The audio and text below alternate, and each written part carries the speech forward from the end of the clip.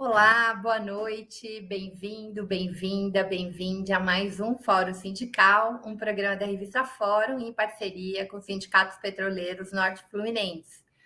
Hoje a gente vai falar de arte, cultura, resistência, né? Temos aqui dois chargistas, assim, para não em dose dupla, né? Para não fechar o ano assim incrivelmente bem. Nosso convidado Aroeira está entrando daqui a pouquinho, mas eu já quero colocar na tela meu companheiro de bancada, Anderson Moraes, do Empoderado. Boa noite, Anderson, microfone fechado. Como vai, Maria Flor? Tudo bem? Tô bem, tô bem. Que Vamos, bom. vamos seguindo, vamos seguindo. Gente, esse é o último programa ao vivo que a gente está fazendo em 2021 no Fórum Sindical. A gente já gravou o programa do dia 30. No dia 23, no horário do Fórum Sindical, vai ter o livezão da Fórum, né? Vários convidados, todos os jornalistas da Fórum, os apresentadores. Vocês não podem perder, vai ser bem bacana. A gente vai começar no Jornal da Fórum e vai seguir noite adentro. Vai ser um pouco festa da firma. Em janeiro, né? Eu trouxe o Anderson novamente aqui, porque o Anderson vai ser o meu camarada que vai me cobrir durante as minhas férias em janeiro. Então, vocês vão ter o Fórum Sindical em janeiro com o Anderson, ok? E o Latuf já está aí. Cadê o Latuf? Ei, queridão, saudade de você. Como é que você está?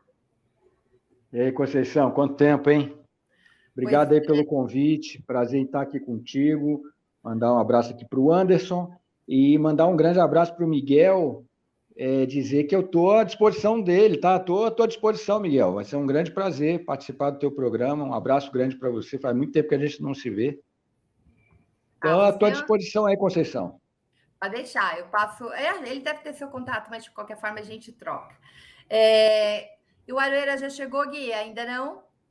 Eu também vou fazer isso, viu, Maria Flor? Eu queria, desculpa interromper, já que é para todo mundo levar o Latuf, eu vou levar ele no Fórum 11h30 do domingo também, tá? Tá Então, bom, tá bom.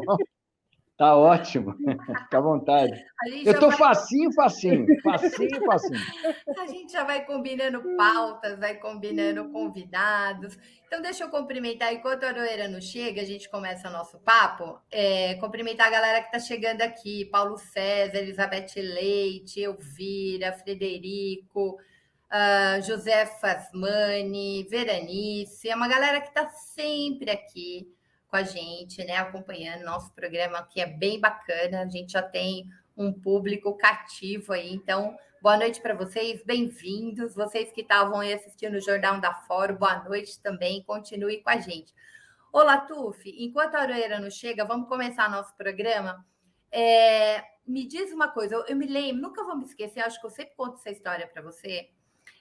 Uma vez eu estava escrevendo um post sobre a Regina Duarte ruralista, e aí você estava em casa, e eu, com dificuldade de ilustrar o post, então você pegou uma caneta, um papel, e imediatamente fez uma Regina Duarte cowboy, arrastando um indígena, assim, né, montada no cavalo e arrastando o indígena, porque era uma denúncia, né, que as terras da Regina Duarte estavam invadindo o território indígena e tal. Você fez com uma facilidade, foi tão rápido, assim, e do nada, assim, é incrível como... Quando a gente fez a live com a Laerte, você fez um autorretrato da Laerte, né? Você faz a charge assim que parece tão fácil, né? Tão incrível. Como é que eu quero entender isso com a Aroeira, mas como é que se dá esse processo de produção, de criação? Quando você acorda de manhã, você já sabe a charge que você vai fazer no dia, como é que bate assim, fala, essa é a charge do dia? Bom, assim, eu criei uma técnica, né? Um modus operandi, vamos dizer assim. Então, se eu estou produzindo uma charge para um veículo, geralmente ou eu venho com a ideia, com uma sugestão, né? Por exemplo, no caso do Brasil 247, Tem a Gisele, eu geralmente faço contato com ela. E aí, Gi, o que está rolando de bom aí? O que está quente aí e tal? Ou, às vezes, o tema é tão badalado que aí eu já nem preciso consultar, eu já sei do que se trata, do que está acontecendo, já faço, já mando, né? Mas, geralmente, eu gosto de fazer uma conversa rápida, né? Um brainstorm rápido, fazer um rascunho, enviar, aprovado, eu finalizo e mando, né? Então, na maioria dos casos, por exemplo, para o Mint Press News é assim, para o Mondovaz é assim, o Brasil de Fato é assim, né? Os sindicatos para os quais eu trabalho também é assim. Então, eu criei essa dinâmica, né? De perguntar, olha, tem algum tema aí que você queira tratar e tal? E aí, a gente conversa rapidamente, faço um rascunho, mando, aprovou o rascunho. Agora, é que assim, você já faz a mesma coisa por tanto tempo, tantos anos, décadas, que você acaba saindo no automático, né? Quantos anos você tem de charge, Latuf? Eu comecei desde 1990, na imprensa sindical, 1990, com charge, né? Você tem ideia de quanta charge você faz no mês? Eu não tenho essa ideia porque às vezes você tem charges extras e às vezes eu produzo charges que não são profissionais, assim, não são para veículos. Eu quero fazer, por exemplo, esse livro, esse livreto aqui, é um livreto que eu dedico a fazer ilustrações sobre as radioescutas que eu faço, né? Então, por exemplo, nesse caso aqui, isso aqui é um logbook, né? Quem é dexista, quem acompanha a rádio sabe o que é isso. Então, aqui tem a data, né? Está em inglês, porque o público geralmente lá fora entende mais inglês, né? Tem hora em que foi gravado no horário universal, que são 3 horas a mais que a nossa, a frequência e o nome da estação. Então, por exemplo, aqui é a Rádio República do Iêmen. Aí eu peço para alguém, algum amigo meu, traduzir, dependendo da língua, o árabe, eu não falo árabe, apesar de trabalhar tanto sobre questões árabes, né? A pessoa traduz para mim, eu escrevo do que se trata o áudio que eu captei e faço uma ilustração alusiva. Nesse caso, sobre a guerra no Iêmen. É uma emissora clandestina que transmite da Arábia Saudita para o Iêmen e estava transmitindo música romântica, música de amor, enquanto eles despejam bombas lá no Iêmen. Então, esse álbum, que já tem várias ilustrações, né, das minhas radioescutas, ele não é profissional. Isso aqui eu não ganho nada para fazer isso, né? Eu faço porque eu gosto e eu acho um registro histórico. Então, além do meu trabalho profissional, ainda tem esses desenhos paralelos. Muito bem. Anderson, entra na nossa conversa. O Aroeira vai chegar um pouquinho mais tarde, gente, então vamos continuar. Latuf, vou fazer uma pergunta para você. É uma Anderson, tá pergunta. baixinho Tá demais muito seu baixo. áudio. Tá muito baixo? Tá. Ele está abafado, o seu áudio. Tá Peraí, abafado. deixa eu Parece fechar. que o microfone está dentro de um travesseiro. Melhorou agora?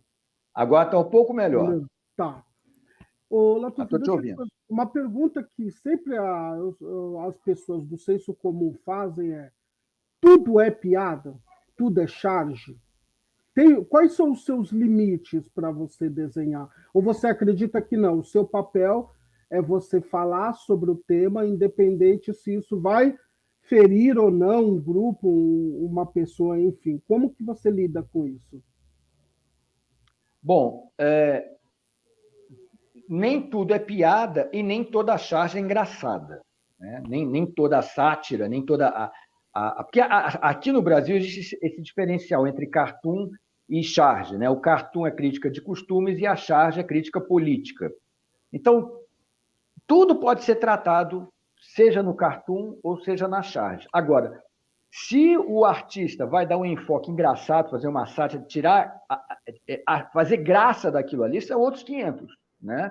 Eu acho que depende muito assim do bom senso, mas, em tese, qualquer assunto pode ser retratado numa charge ou num cartoon. Muito bom, depende de como é feito. Bom. Latuf, como é que você se exercita em termos de olhar, assim, para não fazer charges? Tudo bem que você é um cara ativista do campo da esquerda, mas como é que, por exemplo, você, como um homem cis, branco, consegue fazer charges, né? Como é que você se educa para fazer charges que não tenha misoginia, que não seja sexista, por exemplo. Racista eu sei que não, porque você tem um compromisso muito grande há anos, né, com a denúncia da violência policial, etc. Acho que você está bastante educado nisso. Mas você já teve problema? Você já teve feminista no seu pé dizendo assim, isso aqui é super misógino, etc, etc. Como é que você lida com isso? Como é que... Porque, assim, a gente está sempre num meio social, né? A gente nasce e é influenciado por essa cultura. E um chargista, ele tem essa responsabilidade, especialmente porque ele trabalha com a crítica política e num mundo profundamente conectado, ainda mais você, que é um chargista internacional, há esse cuidado imenso. Como é que você se educa cotidianamente?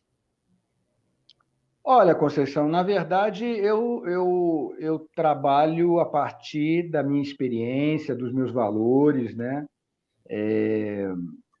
O que eu percebo é o seguinte: o movimento chamado identitarista, ele é muito autoritário e ele patrulha aquilo que você faz. Então, já aconteceu de ter charges minhas, ter uma charge minha que eu fiz do Dória, vestido de senhorzinho, em que eu fui chamado de racista por aquele desenho. Já fiz um desenho do Obama como Uncle Tom, engraxando as botas do tio Sam, fui chamado de racista também. Artes eróticas que eu já produzi, fui taxado de misógino, de machista. Ou seja, existe um patrulhamento que, com o advento das redes sociais, ele se agravou, né? Agora, é isso, já fui acusado de um monte de coisa, você já conhece bem a minha trajetória de vida de profissional, já fui taxado de um monte de coisa e provavelmente continuarei sendo. Agora, eu entendo que o chargista não pode se submeter a esse tipo de patrulhamento. Ele tem um código, uma ética própria dele, que ele entende aquilo que ele deve ou não fazer, eu tenho muito cuidado com isso. Agora, por exemplo, eu já fui criticado por fazer desenhos contra a violência policial. A crítica partiu de segmentos, né, desses segmentos identitários, dizendo o seguinte: bom, assim como você já me apresentou como cis, branco, bababá, bababá, é o mesmo raciocínio. Bom, se você é branco, cis, blá, blá, blá, blá, blá, você não pode desenhar sobre violência policial, você não pode desenhar sobre racismo, tem um lugar de fala, blá, blá, blá, blá, blá. Já fui acusado também de sempre fazer negros em situações de violência, sendo mortos. Né? E o gatilho, o gatilho. Então, assim, se eu me balizar pelo que os movimentos identitaristas impõem, eu não levanto da cama. Eu deixo de ser chargista e vou fazer jardinagem. Então, assim, é preciso ter responsabilidade quando você vai fazer uma charge, é preciso ter, principalmente a gente que tem esse compromisso, como você mesmo mencionou, mas também a gente não pode se permitir ser patrulhado. Eu não aceito patrulha nem de direita nem de esquerda. Tem uma questão aí que é, às vezes, meio mal compreendido, né? Que é essa ideia do lugar de fala. Porque, assim, o racismo, ele não é responsabilidade dos negros. O racismo é uma coisa de branco, quer dizer, o branco tem que estar na luta antirracista, né? Você precisa, a gente tem obrigação de estar na luta antirracista, antimachista, antissexista e assim por diante. E tem outra coisa, por exemplo, uma coisa é eu dizer o seguinte: olha, eu falo pelo negro, eu falo pela favela, eu falo pelo gay, eu falo pela mulher. Isso é uma coisa. Eu não posso falar sobre o negro porque eu não estou na pele dele. Nesse aspecto, o chamado lugar de fala faz sentido. Como é que eu vou falar sobre racismo se eu nunca passei por uma situação de racismo? Como é que eu vou sofrer racismo no Brasil? Eu poderia sofrer na França, porque na França eu não sou branco. eu sou latino, eu sou árabe, eu sou outra coisa. Nos Estados Unidos também. Não sou branco nos Estados Unidos. Mas no Brasil, a chance de eu ser parado pela polícia por ser branco é zero. Então, uma coisa é você falar pelo negro, outra coisa é você falar sobre o negro, ou sobre a mulher, ou sobre a violência policial, ou sobre o racismo, né? Então, essa diferenciação é muito importante ser feita. Você não pode falar pelo negro ou falar pela mulher, mas pode falar a respeito. Anderson, acho que nosso parceiraço convidado chegou. Aroeira, você chegou? Tudo bem? Estão me ouvindo direitinho? Estamos te ouvindo, bem-vindo. E aí, Latuf? Como vai, Maria? E aí, Aroeira, beleza, irmão? Beleza, como vai, Anderson? Tudo bem? Tudo bem, é um prazer. Eu já deixo você retomar a fala. A Aroeira me mandou uma foto pro card que parecia aquele clipe do Hey You, do Pink Floyd, sabe? Com a caloxita amarelinha. Que eu falei, nossa, é bem Aroeira, assim, sempre fazendo inúmeras... Essa é a faísca. Faísca, sua caloxita. Não é minha, é de um amigo meu.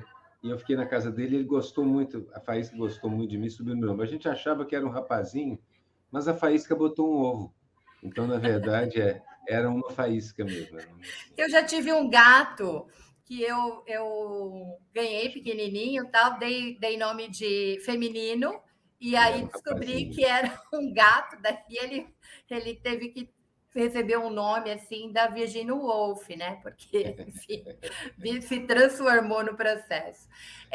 Nem sempre é fácil identificar sexo. Nossa, gato é muito difícil. Em lugar nenhum do mundo. Quando tem uma senciência, uma objetividade interna da pessoa dizer, eu não me sinto assim ou assado.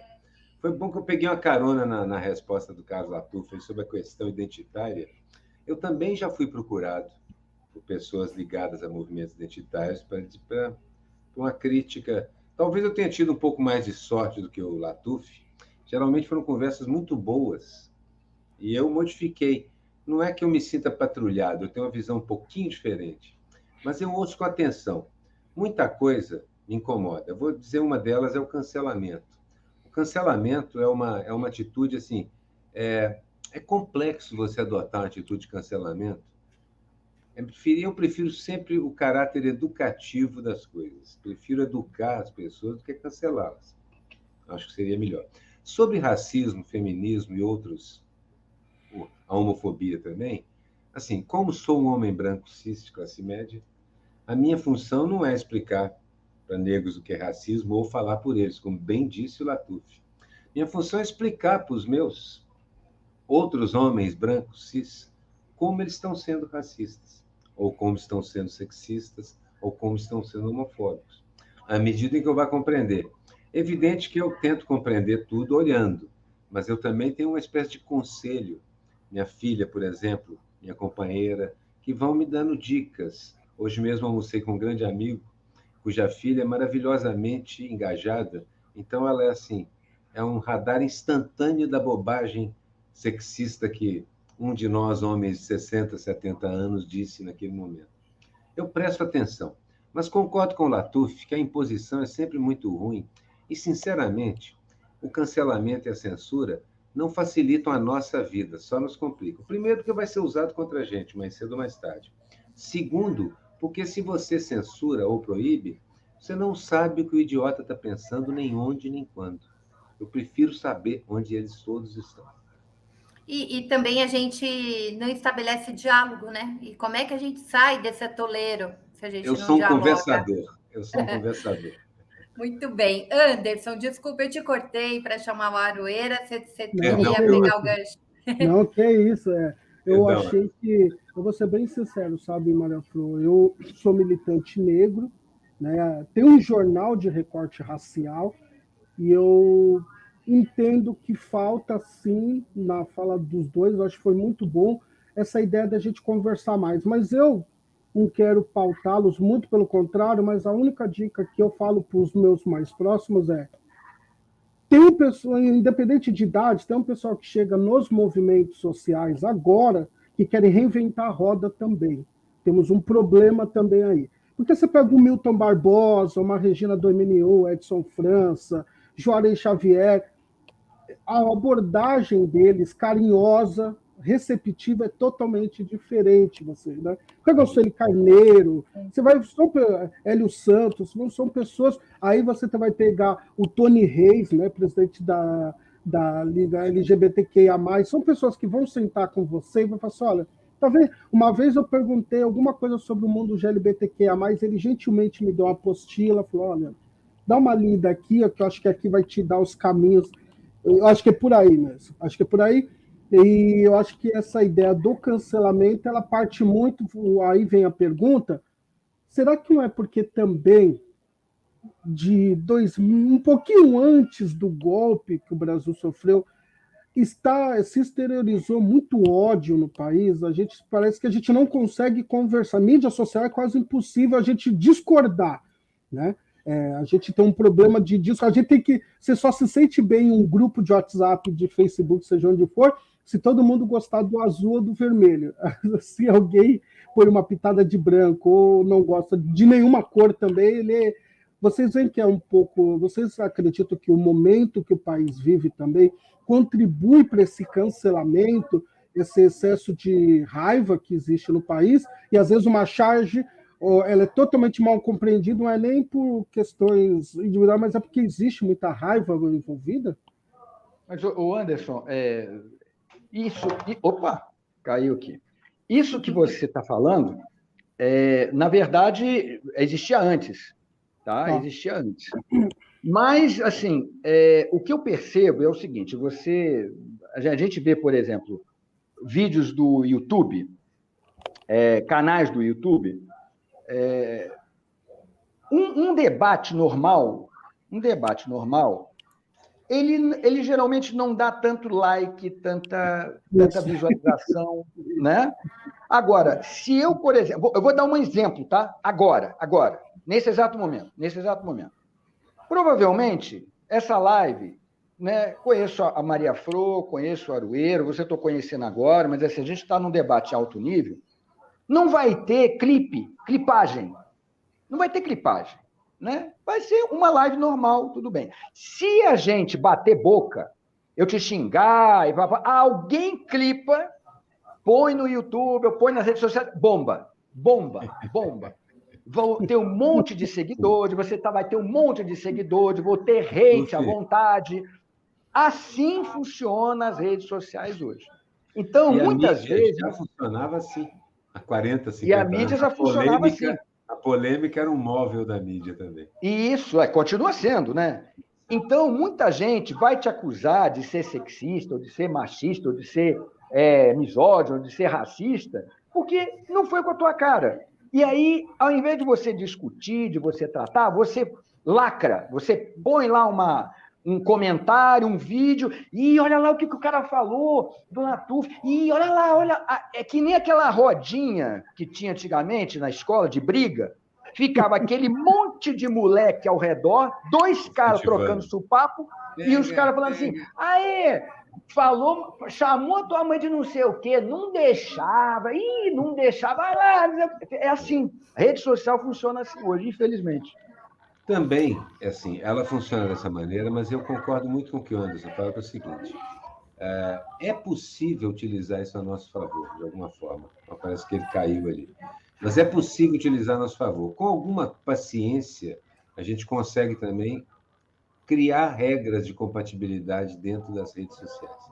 Meu ponto é: uma conversa é melhor do que a briga. E, realmente, uma conversa, geralmente, pelo menos alguns dos mal-entendidos vão desaparecendo. E também acredito o seguinte: uma coisa é chegar a acusar alguém de racista. Outra coisa é chegar e dizer, um amigo meu chegar para mim e falar assim: é engraçado, mas assim, é difícil achar na charge um personagem negro que não esteja apanhando. Aí eu pergunto: isso é ruim? Não é uma denúncia? Isso, eu tive essa conversa uma vez. Eu falei assim: é muito bom, é importante ter denúncia. Mas é importante também que esse personagem negro que está apanhando seja atendido depois no hospital por um médico negro. Porque este médico negro, além de compreender melhor o que ele está passando, ele é um exemplo, Eu entendo isso, e desde que essas conversas foram acontecendo comigo, eu tento colocar nas minhas, É o lugar da na minha, representação, né? eu tento colocar no meu relato das coisas, porque é isso que nós fazemos, né? Um relato das coisas, mesmo que seja bem-humorado. E evito também, não é que eu evite, mas eu tomo muito cuidado para realmente não tentar usurpar a fala de alguém que deveria estar falando. Assim, uma mulher, eu não quero fazer o papel de uma mulher, eu posso olhar e falar assim, meu ponto de vista é que o homem que disse aquilo, não sei o que, está errado. Vou pegar um exemplo, aquele da Folha falando sobre a cantora Marília, que faleceu e tal. Poxa, um rapaz falando sobre a maneira e o corpo da moça, isso é um absurdo total, isso tem a ver com a velha maneira de ver o mundo. Mas quem sabe como isso incomoda ou não? É a família, é uma mulher, é alguém que seja vítima de gordofobia ou coisa que o vale. E eu vou conversar com essas pessoas. Eu não me furto a falar das coisas, mas hoje eu acho que eu tomo muito mais cuidado do que há 20 anos atrás, por exemplo. Ô, Muito mais. Renato, deixa eu continuar então nessa prosa. Eu sou autora de livros didáticos. Uma das grandes. Foi muito difícil, né, na editora a gente conseguir, por exemplo, que se fizesse ilustrações de crianças negras com a grande diversidade que existe na infância da infância brasileira. Uhum. E era sempre assim muito estereotipado, sabe? O negro era sempre o cascão, né? O tipo de. Daí eu comecei a brigar com isso. Inclusive, peguei um ilustrador mineiro e comecei a dialogar com ele, porque eu queria fazer crianças negras e brancas, enfim, todas elas com muita diversidade. Esse lugar da representação ele é muito importante.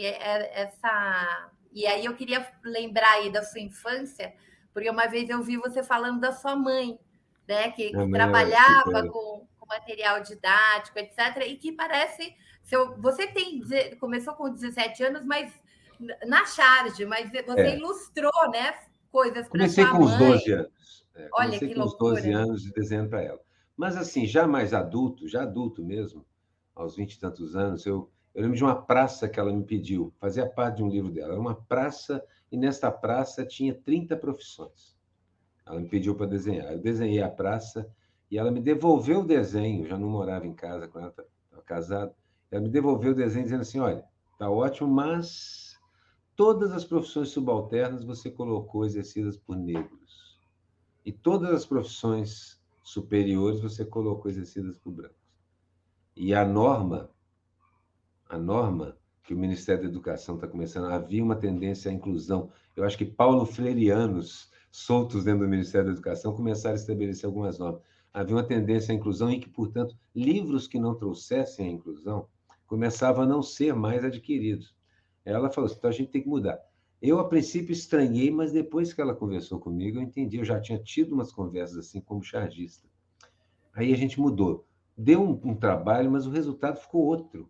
Sim. Variou, ficou muito mais variado e ficou outra coisa, outra coisa. E hoje, quando eu É, olho para trás para o desenho, um alívio que ela tenha mudado. Um é. alívio que ela tenha mudado. E os O livros resultado é outro. didáticos, eles têm Havia antes, especialmente antes da 10.639, que é uma lei do Lula, aprovada, a primeira lei que o Lula aprovou no primeiro mandato, é uma lei que obriga a história e cultura africana e afro-brasileira, e depois ela é acrescentada para também incluir a história indígena.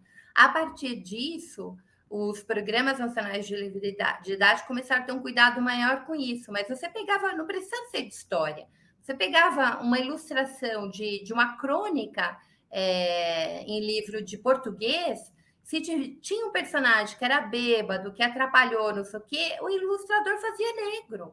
Então, assim, esse Naturalmente, ele racismo, fazia isso. esse racismo naturalizado na literatura didática, ele perpassa todas as disciplinas. Você pega um livro de química, parece que você está dando aula na Você, Suíça, você sabe? viu agora uma imagem que circulou, que agora tem um médico negro, desenhista, que ilustrador médico, que só agora ele faz as ilustrações médicas com pessoas de pele negra. Porque não há. Se você procura um livro de medicina, você vai perceber que não há.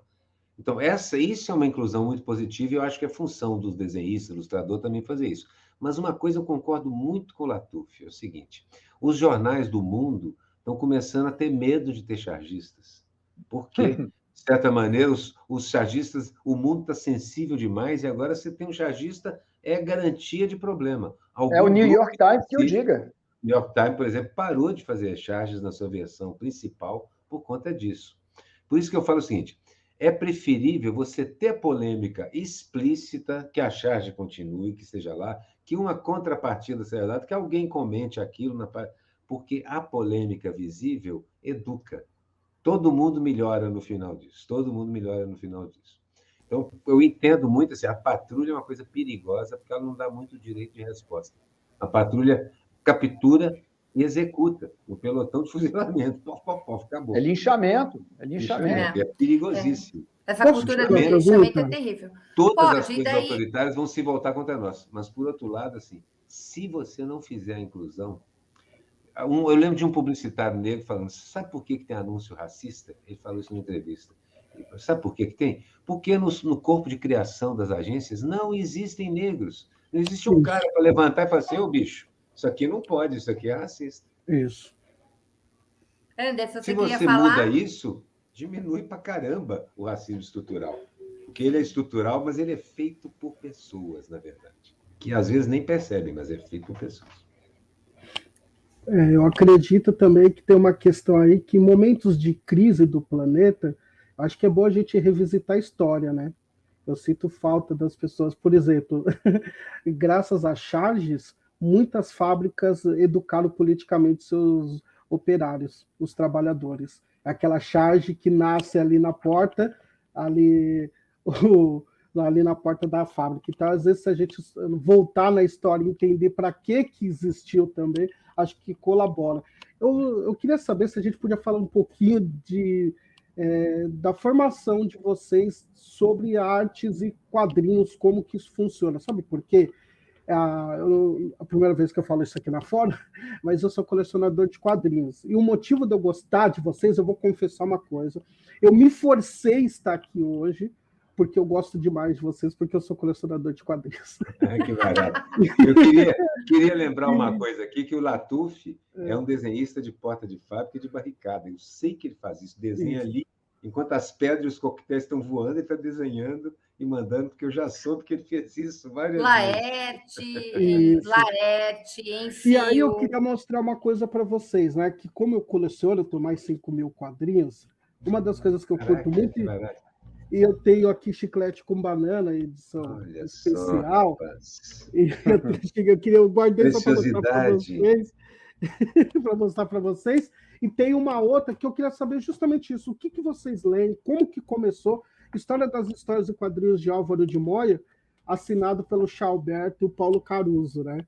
Isso aqui era bem molequinho. Eu fui lá no Sesc Belenzinho conhecê-los, foi bem legal. E eu queria saber justamente sobre essa parte de artística de vocês um pouco, como que nasce, o que vocês lerem, referências para eu começar a entender da onde surge o traço de vocês.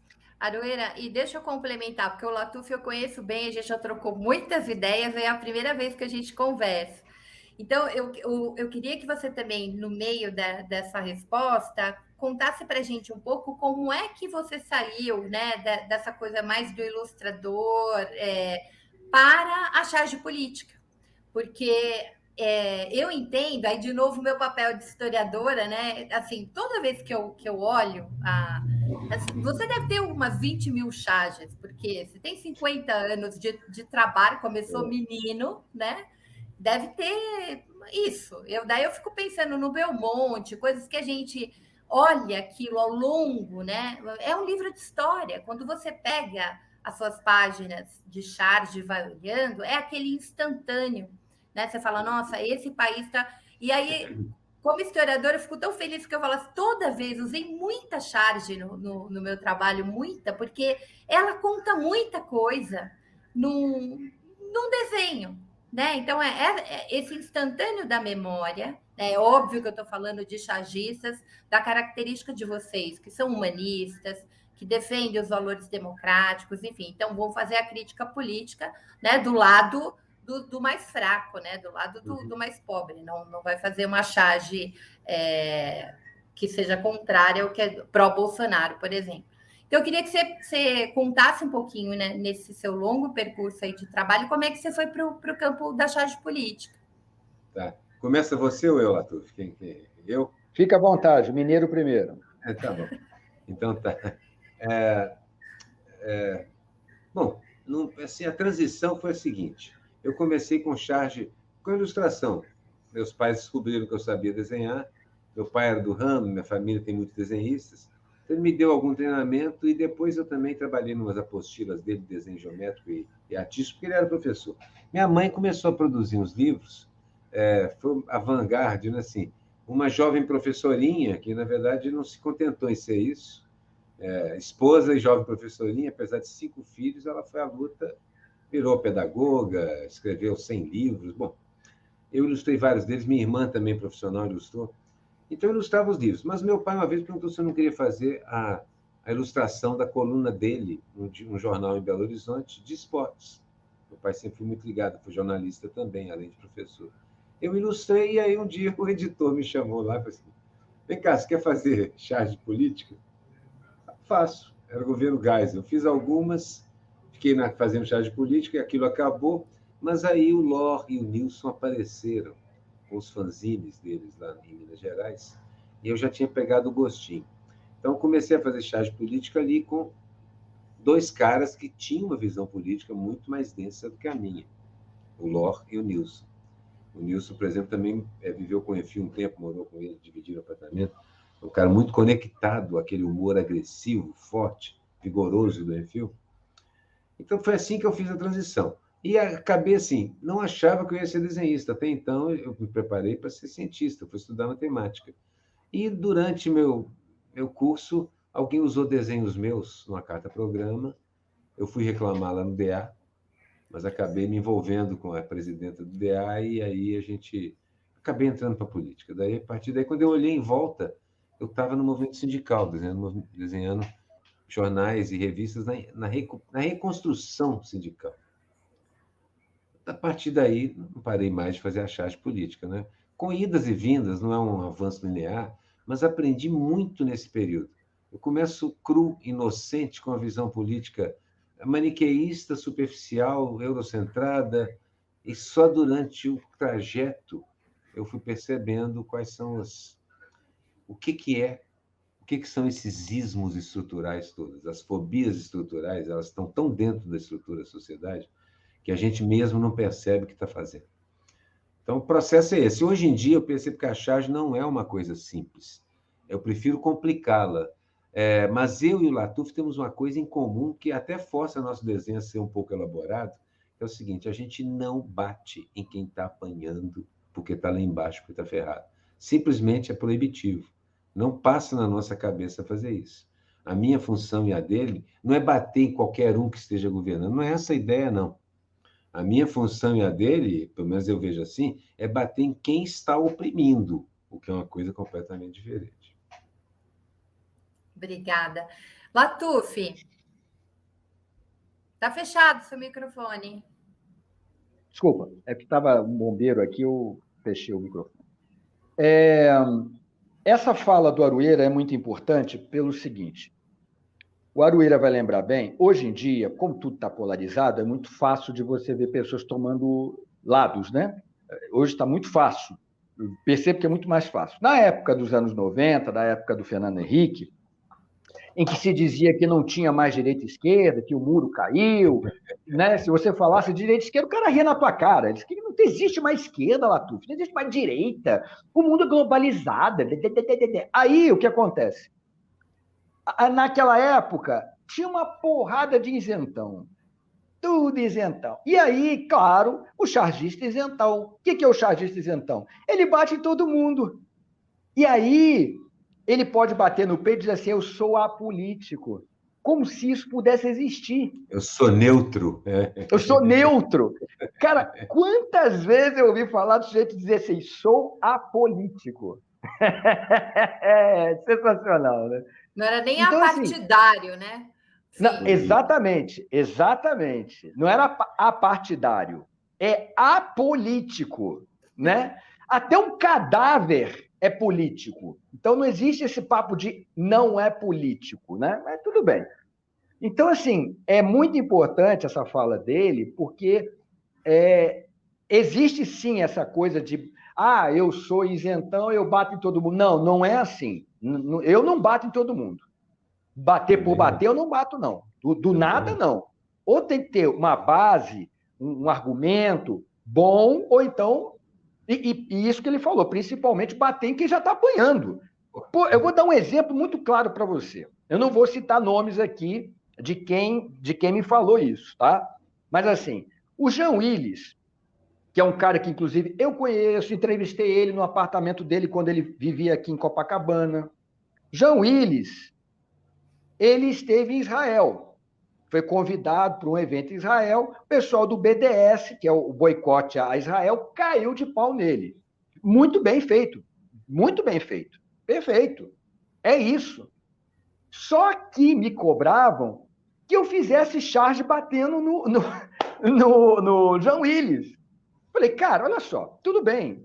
No dia que eu encontrar o Jean Willis, eu vou falar para ele sobre essa questão de Israel, pessoalmente. No momento que eu vou fazer uma charge batendo nele, não é só crítica, bater nele, eu estou batendo em quem já apanha da extrema-direita cotidianamente. Perfeito. Por conta da posição dele como homossexual, como militante LGBT. Não, teve que morar fora, gente, ameaçado de morte. Pois é, e aí eu vou bater no Jean Willis e ninguém me cobrou isso, cara. Pô, você não vai desenhar... E teve gente que desenhou. Teve outra pessoa, um outro chargista mirim, que tá cheio na internet, fez o Boulos de puta, de prostituta, rodando a bolsa encostado na parede. Não que eu tenha nenhum problema contra a prostituta, é profissional do sexo. Mas aquilo ali foi para atacá-lo, porque ele fez alguma declaração a respeito da profissão, alguma lei, ele fez um comentário a respeito disso e bateram ele. Aí, o chargista, que está começando, para ganhar hype, para ganhar views, fez um desenho dele que nem puta na rua, encostado na parede.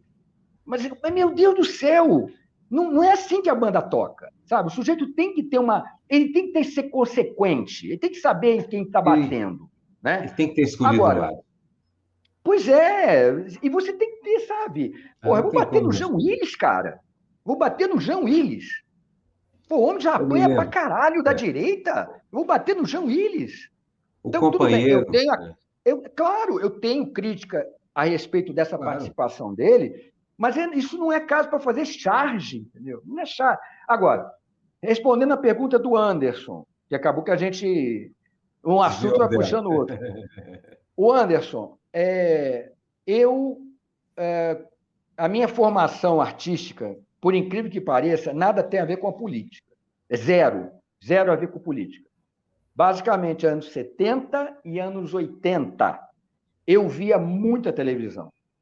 E naquela época, eu não sei se por conta do regime militar, o que mais tinha na televisão era desenho animado. Era muito desenho animado. Tudo quanto era canal, horas e horas e horas de desenho animado. E eu adorava ver aquilo. Eu adorava, né? Aquilo me influenciou muito, né? Todos aqueles Papaléguas, todos os desenhos de Hanna-Barbera, eu praticamente assistia tudo. Era a televisão preto e branco ainda. Aí depois vieram as revistas em quadrinho, que eu não lia. Antes de saber ler, eu estava vendo as figurinhas e desenhava e tal. Às vezes o personagem que eu via na televisão, eu via na história em quadrinho colorido, falei, então a cor é essa. Então, quando eu ia desenhar e queria colocar cores, eu me baseava na história em quadrinho, não na televisão, porque a gente não tinha grana para comprar televisão a cores, era muito caro naquela época. Então, assim, história em quadrinho foi o que mais me influenciou. Brasinha, Gasparzinho, tinha uma revista, que antigamente as revistas em quadrinhos, elas não eram pequenininhas como são hoje, que eles chamam de formatinho naquela época, sabe? Formatinho. Era grande. Os formatinhos. Era grande, que nem a revista chamada Gibi. Era grande. E tinha muitos quadrinhos de vários artistas. Eu adorava aquilo. E era cara a revista, né? Era cara. Meus pais não podiam comprar sempre. Por mim, eles compravam toda semana. Tinha super-heróis, tinha o Brucutu, tinha o Sargento Recruta Zero, tinha Flash Gordon. Pô, Se Aí você me depois permite disso, uma partezinha, Latuf, é o seguinte, eu falei de super-heróis porque seu desenho, eu gosto muito do seu desenho, é um desenho que é anatomicamente muito correto. E isso tem a ver com aquelas histórias de super-heróis, onde Boa onde a pergunta. musculatura está no lugar, assim, a estrutura do corpo é uma é estrutura muito verdade, boa. Então, curto é demais, é uma verdade. das coisas que eu fico curtindo. Assim, como o desenho é bem resolvido nesse sentido. Você não estava aqui quando eu contei um episódio que ele fez. Eu estava escrevendo um post e ele estava do meu lado, estava em casa. E eu falei, pô, eu tô com uma dificuldade de ilustrar isso aqui. Era a Regina Duarte invadindo terra indígena.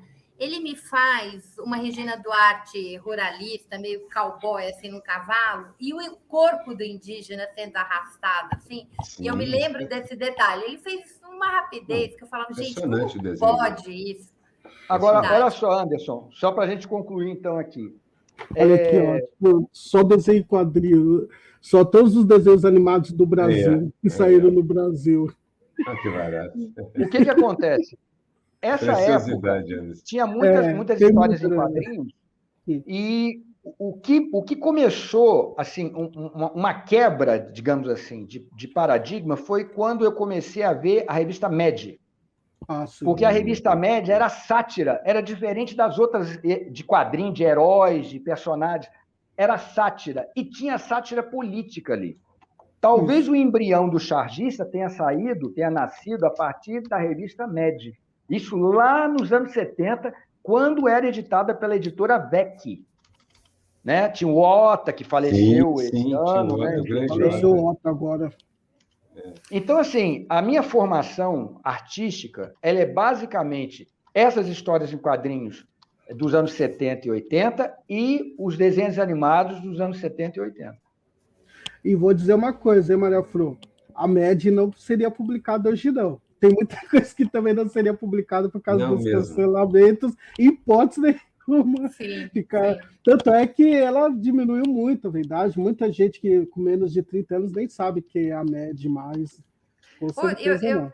Eu queria falar um pouquinho dos trabalhos coletivos da Aroeira antes da gente ir para a política, porque a gente ainda vai discutir um pouquinho de política aqui. Aroeira, você está fazendo uma coisa que eu acho bem interessante, você sempre fala sobre isso, para os Juízes para a Democracia, criou uma personagem, né, para falar da tributação dos ricos.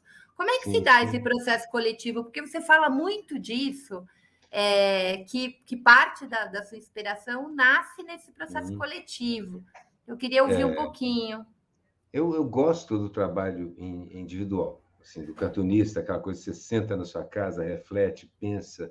Eu sempre curti muito, eu sou um menino, era um menino introvertido quando jovem, ficava na minha e tal, desenhando, que, aliás, é bem comum, boa parte dos desenhistas, cartunistas que eu conheço, era um garoto que ficava em casa desenhando. Era isso mesmo que a gente ficava fazendo. Mas durante a minha vida, eu trabalhei com minha mãe, essas coisas, meu pai também, e eu sou músico. E sendo músico, você começa não só a aprender a trabalhar com outro, mas curtir muito o trabalho coletivo. O trabalho coletivo é uma delícia, porque, na verdade, você está... Especialmente, eu sou jazzista, toco choro, ou seja, você improvisa muito, e isso exige você ficar atento às mensagens que o colega está passando harmonicamente. Quando eu comecei a trabalhar com os Juízes pela Democracia, alguns anos atrás, não era uma personagem. O personagem veio com outro grupo. Era, assim, uma sequência de desenhos sobre a reforma da Previdência. E eu brinquei, uma coisa que eu gostava de fazer eram iluminuras, quando eu era garoto, aquela primeira letra do texto toda desenhada. Então, nós fizemos, assim, cada artigo da reforma, a iluminura era um cartoon sobre aquele artigo. Foi uma delícia fazer, fizemos 50, 60 cartões. Trabalho coletivo, porque a gente conversava muito para saber o que fazer. Depois, agora, já há um ano e pouco, o pessoal do Sindicato dos Professores em Brasília e também o pessoal auditores fiscais me procuraram para a gente fazer uma personagem sobre o tributar aos super ricos, é o nome da campanha, mostrando que é uma coisa factível, absolutamente defensável e que está sendo discutida e pensada em muitos lugares do mundo, com o apoio até de vários dos bilionários, é a taxação extra dos super ricos, porque isso significa uma entrada de dinheiro inclusive, para a taxação extra, para a utilização social. Então, a gente tem isso, esse combate, porque o Brasil, como sempre, atrasadíssimo nisso, os projetos dormindo. Então, a personagem foi criada. A personagem foi criada pela média. A média brasileira é o seguinte, a pessoa que representa o Brasil é uma menina negra. Tem que ser porque uma ligeira maioria do Brasil é de negros e uma ligeira maioria de mulheres. Então, tinha de ser uma menina negra. Temos um local de fala pelo diálogo, já que é um grupo de pessoas. Então, na verdade, é o seguinte, eu estou agora mesmo terminando um roteiro com a Niara. O que a gente está fazendo? Eu vou tendo as ideias, eles também, a gente vai discutindo, vou montando a história com os diálogos, depois vou colocando os desenhos. Então, é uma história em quadrinho totalmente produzida coletivamente, eu sou só a mão que desenha. Eu sou a mão canhota, já que eu sou canhoto, né? Então sou a mão esquerda que desenha. Basicamente assim. E aí eu gosto de falar disso porque, primeiro, pelo aspecto didático. Eu me sinto assim, embora eu adore fazer charge, tem dias que eu fico exausto de tanto desenhar esses canais. Tanto fazer, de montar desenhos com esses... Então, eu fico pensando assim, eu já trabalhei com essa forma didática, há tanto que explicar como funciona o sindicato, o que é mais-valia. E eu me lembro do Rios, um cartunista mexicano que, na década de 70, produziu dezenas de obras magníficas sobre isso, explicando o que era cada uma dessas coisas, sindicato, banco, mais-valia, professor, educação, tudo.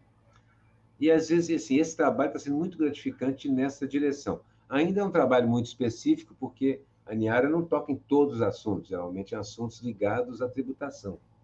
Mas isso permite a gente discutir a desigualdade básica social. E é uma delícia trabalhar coletivamente. Me sinto gratificado pra caramba com isso. Aroeira, eu vou fazer uma pergunta. A gente fala muito, né, Maria Flor? É muito falado sobre o furar a bolha, ir lá conversar na base, fazer a base. Já pensaram se para ano que vem, se alguém procura vocês para ter algum projeto que possa levar a arte de vocês para além da bolha, de alguma forma? Renato, e nessa ideia, e pegando um pouco o que você estava falando do autor mexicano, precisa ensinar mesmo para a população brasileira que foi tão envenenada, né? Por exemplo, sindicato foi extremamente criminalizado. Isso. Né? Então, como é que a gente, voltando lá do Reiu, né? Como é que a gente mostra que juntos, né? Separados, a gente cai? Olha lá. Olha que beleza. Olha aí, Você é muito craque. Eu nunca te desenhei, eu acho que eu nunca te desenhei. Não, rapaz. Acabou de fazer, igualzinho. No meio do programa, ele está respondendo, desenhando. Latuf é assim, gente. Ele faz charge em 5 minutos. Não é só o Roda Viva, hein, Flo? Não é só o Roda Viva que tem o seu desenho. Eu vou chamar o Carlos Latuf. Assim, há iniciativas, caindo na pergunta de novo, assim, há iniciativas nessa direção, e hoje eu entendo que é um momento bom para retomar isso. Por quê? Porque há mais mídias e há mais modernidade. Você, por exemplo, hoje consegue fazer um GIF animado, uma charge animada, com muito mais facilidade. Então, você começa a ter mais recursos para explicar as coisas. Mais ainda, você não tem 14 desenhistas homens.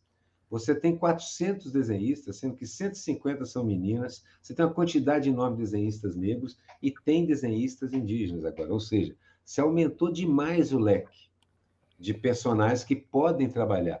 Então, acho que seria muito bom. Eu sou um péssimo produtor, mas deixo claro que, assim, sou um cara que topa essas coisas sempre. Eu encaixo na minha vida e nas minhas agendas. A Niara mesmo foi desse jeito. Você topa? Topo. Estou me divertindo pra caramba e adorando fazer. Então, assim, fica aqui uma chamada. Pessoal, produtores, é um bom momento para usar os recursos artísticos e culturais didaticamente. Sim. Mais ainda, momento de opressão deixa as artes, geralmente, bem irritadas com o opressor. Então, assim, a quantidade de artista disposto a chutar o queixo do sistema no momento é muito grande. É um bom momento para tentar juntar e produzir essas coisas aí. Muito bem. Fica a dica e especialmente sindicatos. Boa ideia, viu, Anderson? Gostei. Não, eu estou falando isso porque com segundas intenções. Eu vou conversar com algumas pessoas porque, na verdade, pelas Eu nossas imaginei. militâncias em territórios, a gente precisa levar essa compreensão, porque a Maria Flor foi muito feliz no que ela diz, e a gente está falando sobre isso. O que as grandes mídias fizeram com a cabeça das pessoas é algo assim, canalha para ser de forma mais singela possível, né? E realmente a gente precisa reconstruir aquilo que eles destruíram em todos os sentidos, né? Moralmente, sociologicamente, de todas as formas. Foi bem triste. E a gente precisa. Essa é uma ajuda maravilhosa. Gente, eu São canalhas com método. vou dar uma parada aqui só para a gente fazer um merchan. Eu esqueci de falar isso. Sabem vocês a importância que a gente precisa ter, né? A relevância que a gente precisa ter, especialmente o ano que vem. A gente está aqui com 2 cartunistas maravilhosos, né? Que têm feito esse combate, esse bom combate, e vão estar muito atuantes no ano que vem, mas nossos programas, nossos canais da mídia independente também precisam dessa força. A gente só existe se vocês colaborarem. Como é que vocês podem colaborar? Tornar-se membro, porque isso dá uma previsibilidade, né? A Fórum está, nesse exato momento, com 10 jornalistas lá, escrevendo um monte de matéria para o portal da Fórum. Então, se você paga R$ 7,90 por mês, que é o início aí para se tornar membro, a Fórum pode contar com o seu salário de R$ 7,90 todo mês. Isso é um jeito. Você não pode? R$ 7,90 por mês? Não tem problema. Compartilha o link do canal, curte o programa, tudo isso dá relevância. E aí eu vou aproveitar para agradecer o superchat do Muchacho, que diz o seguinte: parabéns, pessoal, como o Cartoon pode conscientizar o povo em tempos que as pessoas não têm o hábito da leitura e nem paciência para refletir sobre os fatos. É tudo na base do efeito manada. Nesse sentido, o desenho é maravilhoso, né? A arte, nesse sentido, ela é profundamente didática, ela pode provocar, como diz o Aroeira, tem muito artista aí, muito cartunista com vontade de chutar o pau da barraca, e essa arte combativa que a gente precisa ter, né? O Vinícius diz que Latuf, te conheci no Cafil da UERJ, tem uma charge sua lá. Muito bem. Então, eu agradeço muito e, claro, se vocês se sentirem animados, a gente agradece ter mais superchat, mas principalmente membro. E, claro, se você não está inscrito no nosso canal, se inscreva no nosso canal, porque o canal crescendo também aumenta a relevância dos nossos programas. E as nossas pautas aqui, como vocês veem, especialmente no Fórum Sindical, são pautas que interessam a classe trabalhadora. A gente nunca traz ninguém aqui que não tenha compromisso, né, com a mudança nesse estado de coisas, nesse ataque aos direitos que a gente está sofrendo. Então, são pautas, e classe trabalhadora, gente, precisa se informar, tem, né, tem direito de lazer, de se ilustrar, né, de entender uma boa charge, ela tem esse direito, é negado a ela, né, é vendido a ela só bobagem, mas ela pode, e a gente consegue aqui nesses debates que a gente faz em Fórum Sindical. Aroeira, eu queria ir para a charge do ano de 2020, né? Que criou até uma categoria no Vladimir Herzog para te homenagear. A charge. Eu vou começar com o Guilherme, até falou: será que a gente mostra isso, Fro, no programa? Mas eu quero mostrar porque é uma homenagem. A solidariedade a você foi feito pelas mulheres com Dilma. São as bordadeiras, né? Mulheres do Ceará com Dilma. Olha que belezinha. Incrível, incrível. Não é lindo? É espetacular. Eu vou pedir para elas mandarem para você o bordado. Então, assim, são senhorinhas. Eu as conheço, elas fizeram um livro muito bonito. Quando começou toda a traquinagem do golpe, elas se reuniram. Então, tem mulheres que enfrentaram a ditadura militar, que tiveram, ou foram presos, ou tiveram maridos torturados, que viveram a clandestinidade. E onde eu ia, eu encontrava essas mulheres. É uma coisa, eu fiz até a apresentação do livro delas, que foi lançado em 2018, que conta um pouco a história de como nasceu esse coletivo. Aí hoje, quando eu divulguei o programa, ela me mandou, eu falei, eu vou mostrar para o Aroeira. Maravilhoso, eu fico emocionado com isso. Eu tenho várias coisas, tem assim, desenho de criança, eu tenho uma caixinha de plástico desse tamanhozinho, que agora está difícil de pegar, e lá dentro o chão é a charge, a cruz e tal, e um bonequinho do Bolsonaro com um baldinho minúsculo de tinta e o pincelzinho na mão. Eu falei, gente, as coisas todas que foram feitas, foi um tiraço no pé que eles deram, um tiraço no pé. E aquilo tudo me emocionou muito. Eu sempre disse e acho e continuo acreditando assim, podia ter acontecido com o Latuf, podia ter acontecido com os meninos da Folha, porque eles já estavam cercando. Eles já estavam cercando.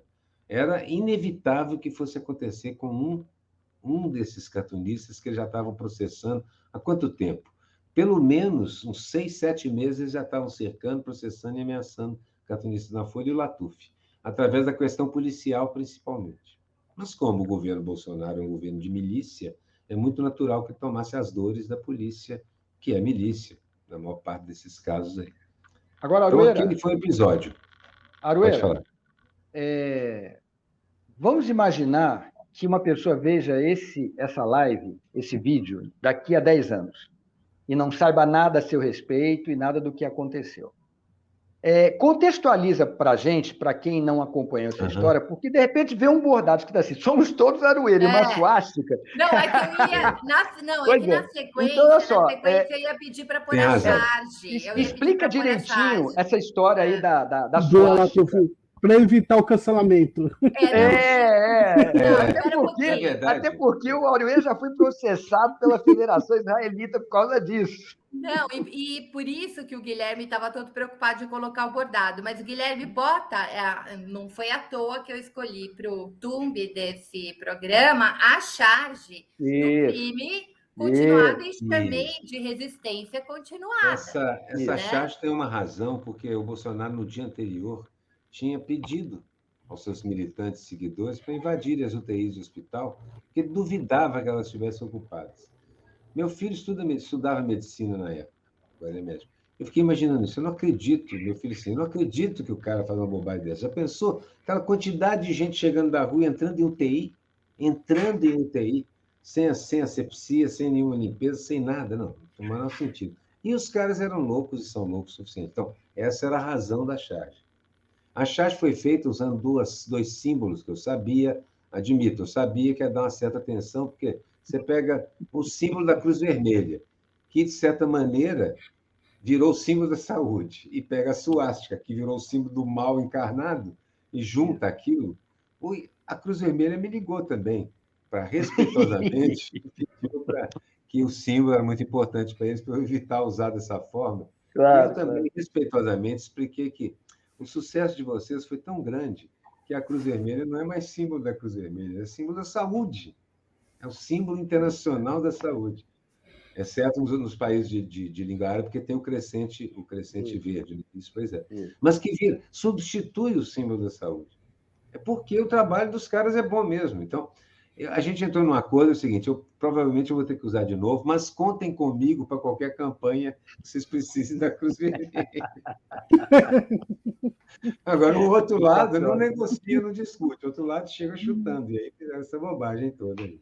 Arueira, foram mais de 400 charges, né? Foi mais. Foi mais, né? Bem mais. 900. Ainda chega uma coisa ou outra de vez em quando. Do mundo inteiro. E como eu falei, filhos de amigos desenharam e tal. As bordadeiras, difícil bordar o Bolsonaro e tudo mais ali. Então, aí descontextualiza um pouco. O Latuf tem toda a razão. Explica, porque senão os seus descendentes vão ter que explicar isso. Exatamente. Não, a gente já tinha separado. É claro que todas as vezes que eu fui inocentado ou o processo foi arquivado, eu reparei que em todas as sentenças, a juiz ou o juiz diz que a charge é de mau gosto, mas não é crime. E o seu algoz foi para o STF, né? Foi para o STF. Eu tenho uma conexão muito grande com a esquerda judaica e eles me dizem que não. O próprio um deles escreveu um artigo dizendo assim, Netanyahu é fascista. Como negar que ele é um nazista? É impossível. Mas não é judeu nazista. Ah, sim, o Netanyahu é um judeu nazista. Então, assim, como a esquerda judaica compreende que o meu uso da suástica é o óbvio, né? É uma crítica, eu não sofro com isso, eu sofro do outro lado, porque a direita considera que o uso da suástica é propagação. Não. Especialmente o que incomoda muito a direita israelense hoje é que o uso da suástica geralmente aponta para eles. Essa é que é a verdade. O Latuf Agora, diz isso. é gozado, né? E a Que esquerda judaica essa direita judaica não está muito preocupada com o fato de você ter um governo que é pró-Israel e que se utiliza não só de símbolos, como de argumentos nazi. Né? não liga, Talvez sabe seja. por quê, Latuf? Porque eles fizeram o que você diz nas suas charges, eles incorporaram isso no arsenal deles. Sim. Eles usam os recursos. Eles isolaram o povo palestino. Eles segregam em guetos. Eles usam a tática de vingança. Você mata um judeu, eles vão lá e matam 50, e assim por diante. Olha, quem fazia isso na Europa ocupada? Exatamente aqueles caras que usavam a suástica. O sionismo e o nazismo estão pau a pau, né, gente? Agora, criticar o sionismo não significa que a gente é antissemita. De forma nenhuma. Latuf faz isso de uma maneira muito boa, né? Eu sou meio judeu, então, na verdade, assim, eu tenho certeza absoluta que eu não sou antissemita. Eu entendo que assim, o governo Bolsonaro, ele na verdade, prestou assim, um serviço grande, porque quem milita na causa palestina já sabe desse mau caratismo, né, do sionismo em atribuir antissemitismo a antisionistas. Isso é uma coisa, assim, é uma estratégia já manjada.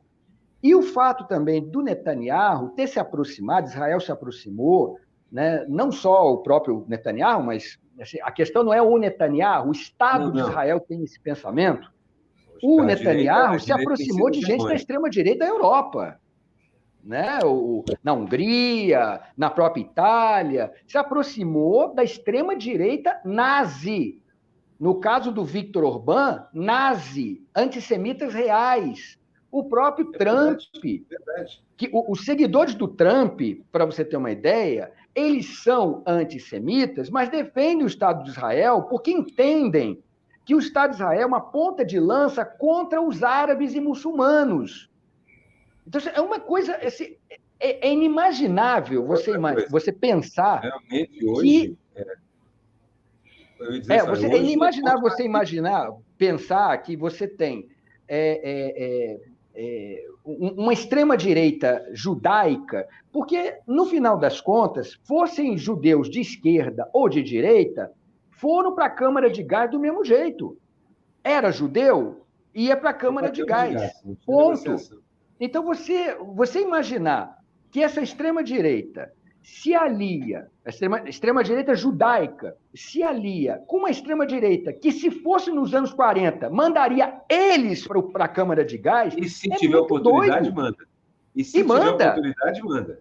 E aí você vê o Bolsonaro, por exemplo, que é um sujeito fascista, de caderninho, de manual, ele apoia o Estado de Israel. O Netanyahu veio aqui para a posse dele e foi recebido com pompa e circunstância. Lançaram, inclusive, um selo. Me custou assim, o processo também.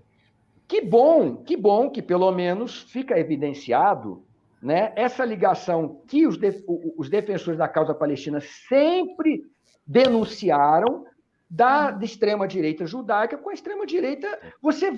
Na Europa, você tem grupos de extrema-direita, como, por exemplo, Pegida, anti-imigrantes na Alemanha, English Defense League, agora mudou, tornou outro grupo lá. Eles iam para as ruas, tudo gente careca, tudo com coturno, com bandeira da Inglaterra e bandeira de Israel. Só que a gente falava isso, aí dizia assim, o seguinte, você é antissemita, você é terrorista. Hoje, não precisamos nem debater esse assunto, porque você vê os bolsonaristas indo para a rua com a bandeira do Brasil, dos Estados Unidos e de Israel. Se não fosse aqui no Brasil proibido o uso de suásticas, essa gente... Olha só, se no Brasil não fosse proibido por lei o uso de suástica na rua, essa gente iria para a rua com a bandeira do Brasil, Estados Unidos, Israel e a suástica. E ia encaixar a suástica em cima da estrela de Davi. Porque, aliás, Mas eles não fazem. Mas eles fazem saudação também, né? Teve até um debate aí que tem uma torcida de futebol que tem várias fotos delas fazendo as saudações. E o próprio Bolsonaro recebeu a neta, né? Que era ministro de Finanças do Hitler, né? Recebeu. Eles não têm. O ministro da Cultura fez todo um cenário, né, de Goebbels para ele. Colocou Cavalgada das Valquírias, cara. Isso. Sabe? E é uma coisa didática. O trabalho liberta. Olha, eles não têm vergonha, assim, não é um problema para eles. É uma legitimação disso quando a esquerda judaica começa a escrever artigos dizendo que Netanyahu, que é direito israelense, é nazista. Porque aí elimina aquele mito, porque sempre os caras vêm nos tribunais para dizer é um absurdo chamar um judeu de nazista. Mas judeus da esquerda olham e falam assim, mas não é absurdo, não. Eu conheço judeus nazistas e dá os nomes. Porque os caras têm os mesmos métodos. Uma boa parte da esquerda israelense está presa, gente. Está presa. Assim, inclusive, é regime de exceção. Regime de exceção. A gente pode falar para esse pessoal também, Flo, que existe também negro de direita. Existe. Infelizmente, existe o problema, gente, gay homofóbico de e direita. É por isso que eu sou um defensor do seguinte, a esquerda precisa sempre conversar e compreender bem como é o indivíduo, porque o coletivo depende do indivíduo. Por que esses caras, como você corrompe e coopta esses caras? Há maneiras de fazer isso, é preciso combater, inclusive isso, essa cooptação, essa corrupção. É muito importante parar com isso também. Aquele negócio, o racismo estrutural, mas há também uma cooptação estrutural na sociedade, e aí entra essa porcaria de sistema que é o capitalismo, que é danado, é o dedo de Midas ao contrário. Tudo que ele toca, ele corrompe e apodrece instantaneamente.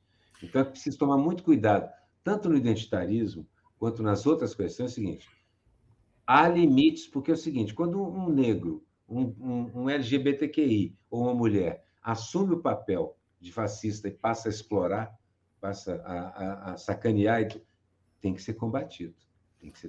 A gente tem um Sérgio Camargo, gente. Olha o papel que ele está fazendo. É por isso que é preciso sempre, a gente precisa sempre lembrar que as relações humanas, relações sociais, elas têm que se basear, se a gente for fazer uma análise, em raça, gênero e classe. Você não pode analisar isoladamente, porque senão você parte do princípio que uma mulher, por ser mulher, por ser oprimida, ela não será opressora. O negro, por ser oprimido, ele não vai oprimir. Não é verdade. Existe a questão de gênero, raça e classe, e principalmente a questão da classe. Como diz o Anderson, os vários recortes. E a outra coisa importante, você acabou de falar, tu fez a classe. Todas essas questões identitárias, elas estão intimamente conectadas com a questão de classe, porque a maior parte delas é vinculada a isso.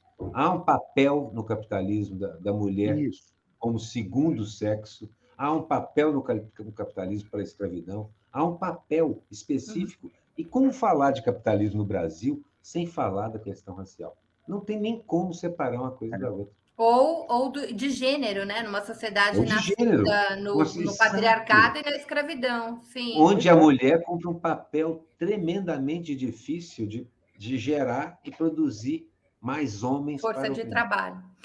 Isso aí. Gente, eu vou dar uma paradinha de novo, porque a gente tem superchat aqui. Eu quero agradecer a Baby Siqueira Abrão, que está enviando beijos aos queridos Aroeira e Latuf, com os quais não falo faz tempo. O Muchacho, muito obrigado. O segundo superchat dele, com uma pergunta. Aroeira, Chico Caruso foi usado para legitimar o Roda Morta? Quando o programa só atacava o lulupetismo e festejava o lavajatismo e a direita fascista responsáveis por essa crise sem precedentes? Era o Paulo, mas e não o Chico. É o Paulo Caruso. Mas sim, eu conheço bem os dois. Primeiro que o Paulo tem poucos empregos, ele não tem realmente fonte de renda, e aquilo é uma fonte de renda dele, está lá dentro. Ele passou por esse programa com altos e baixos do programa, a maior parte é baixos mesmo, mas passou pelo programa em décadas e tal. Eu trabalhei na grande imprensa há muito tempo, até perder o emprego. a gente aprende truques. A gente aprende um truque aqui, outro ali, para desviar, para contrabandear uma ideia, mas cansa. Vou dizer um negócio, exaustivo. Eu não tenho emprego hoje e me sinto tão aliviado de não ter que prestar contas de desenho para o editor. Então, assim, compreendo, tem um pouco de angústia pelo Paulo ter que fazer, mas ele até que se vira relativamente bem. Uma outra questão, que aí todos nós estamos sujeitos, você faz uma charge que desagrada, aí entra naquela coisa que a gente tem discutido. Isso não é certo, politicamente correto, mas, no geral, eu acompanho e falo assim, está saindo bem, numa estrutura difícil de trabalhar, que é a TV Cultura de São Paulo. Difícil, difícil, difícil.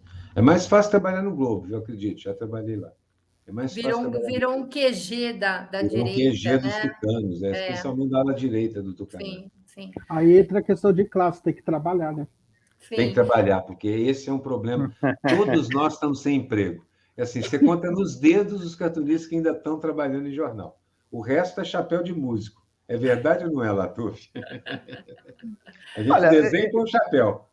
Não, mas olha só, eu vou fazer aqui, trazer isso é uma questão interessante. Uma vez eu tive numa mesa com o Ike, e o Ike foi um cara que trabalhou muitos anos no Jornal do Brasil, e ele falou o seguinte, a charge acabou.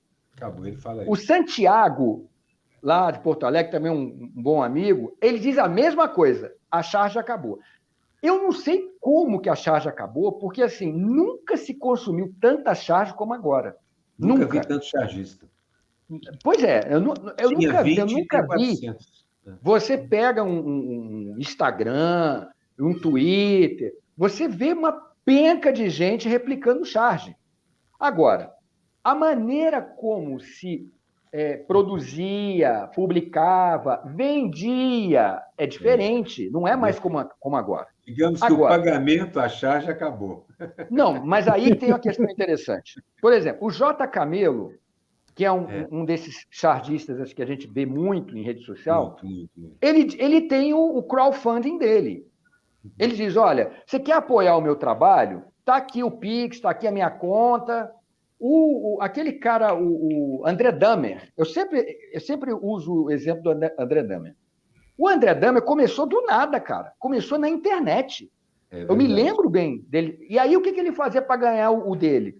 Ele criou aquele personagemzinho que parece um solzinho. Uhum. Ele começou a fazer caneca, camisa, e começou a gerar renda com aquilo ali. Então, assim, existem maneiras, né, de você poder bancar o seu próprio trabalho. Assim como, por exemplo, a Conceição, em relação à fora, está aqui, está falando, olha, gente, vocês gostam desse trabalho? Vocês querem apoiar esse trabalho? Vamos fazer patrocinar esse trabalho.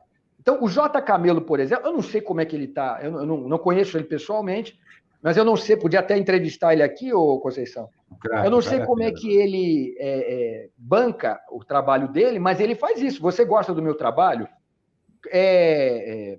Patrocine.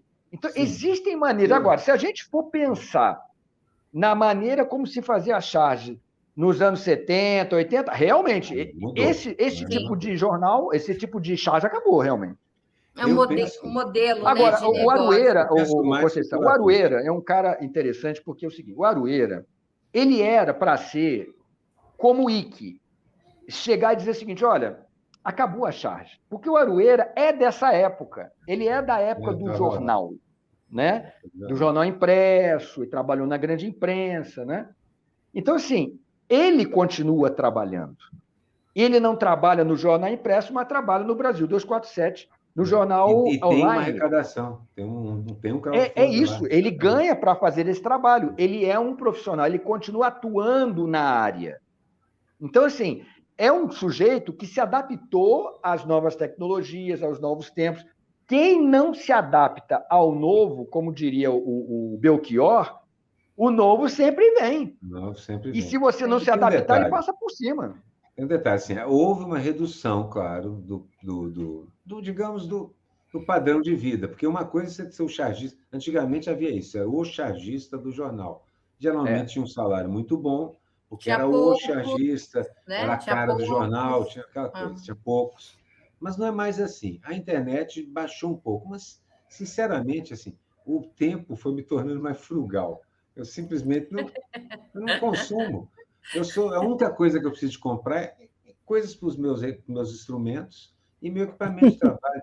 E o pãozinho de Pagar queijo. aluguel. E o pãozinho de queijo.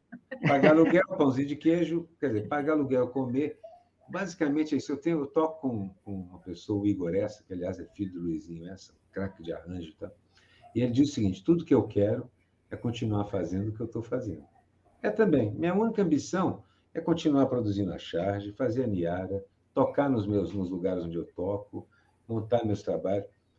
Isso é a função de cada um de nós. Na verdade, o mundo não precisa de bilionários. Vamos ser realistas. O mundo absolutamente. Sequer os bilionários precisam daquele dinheiro.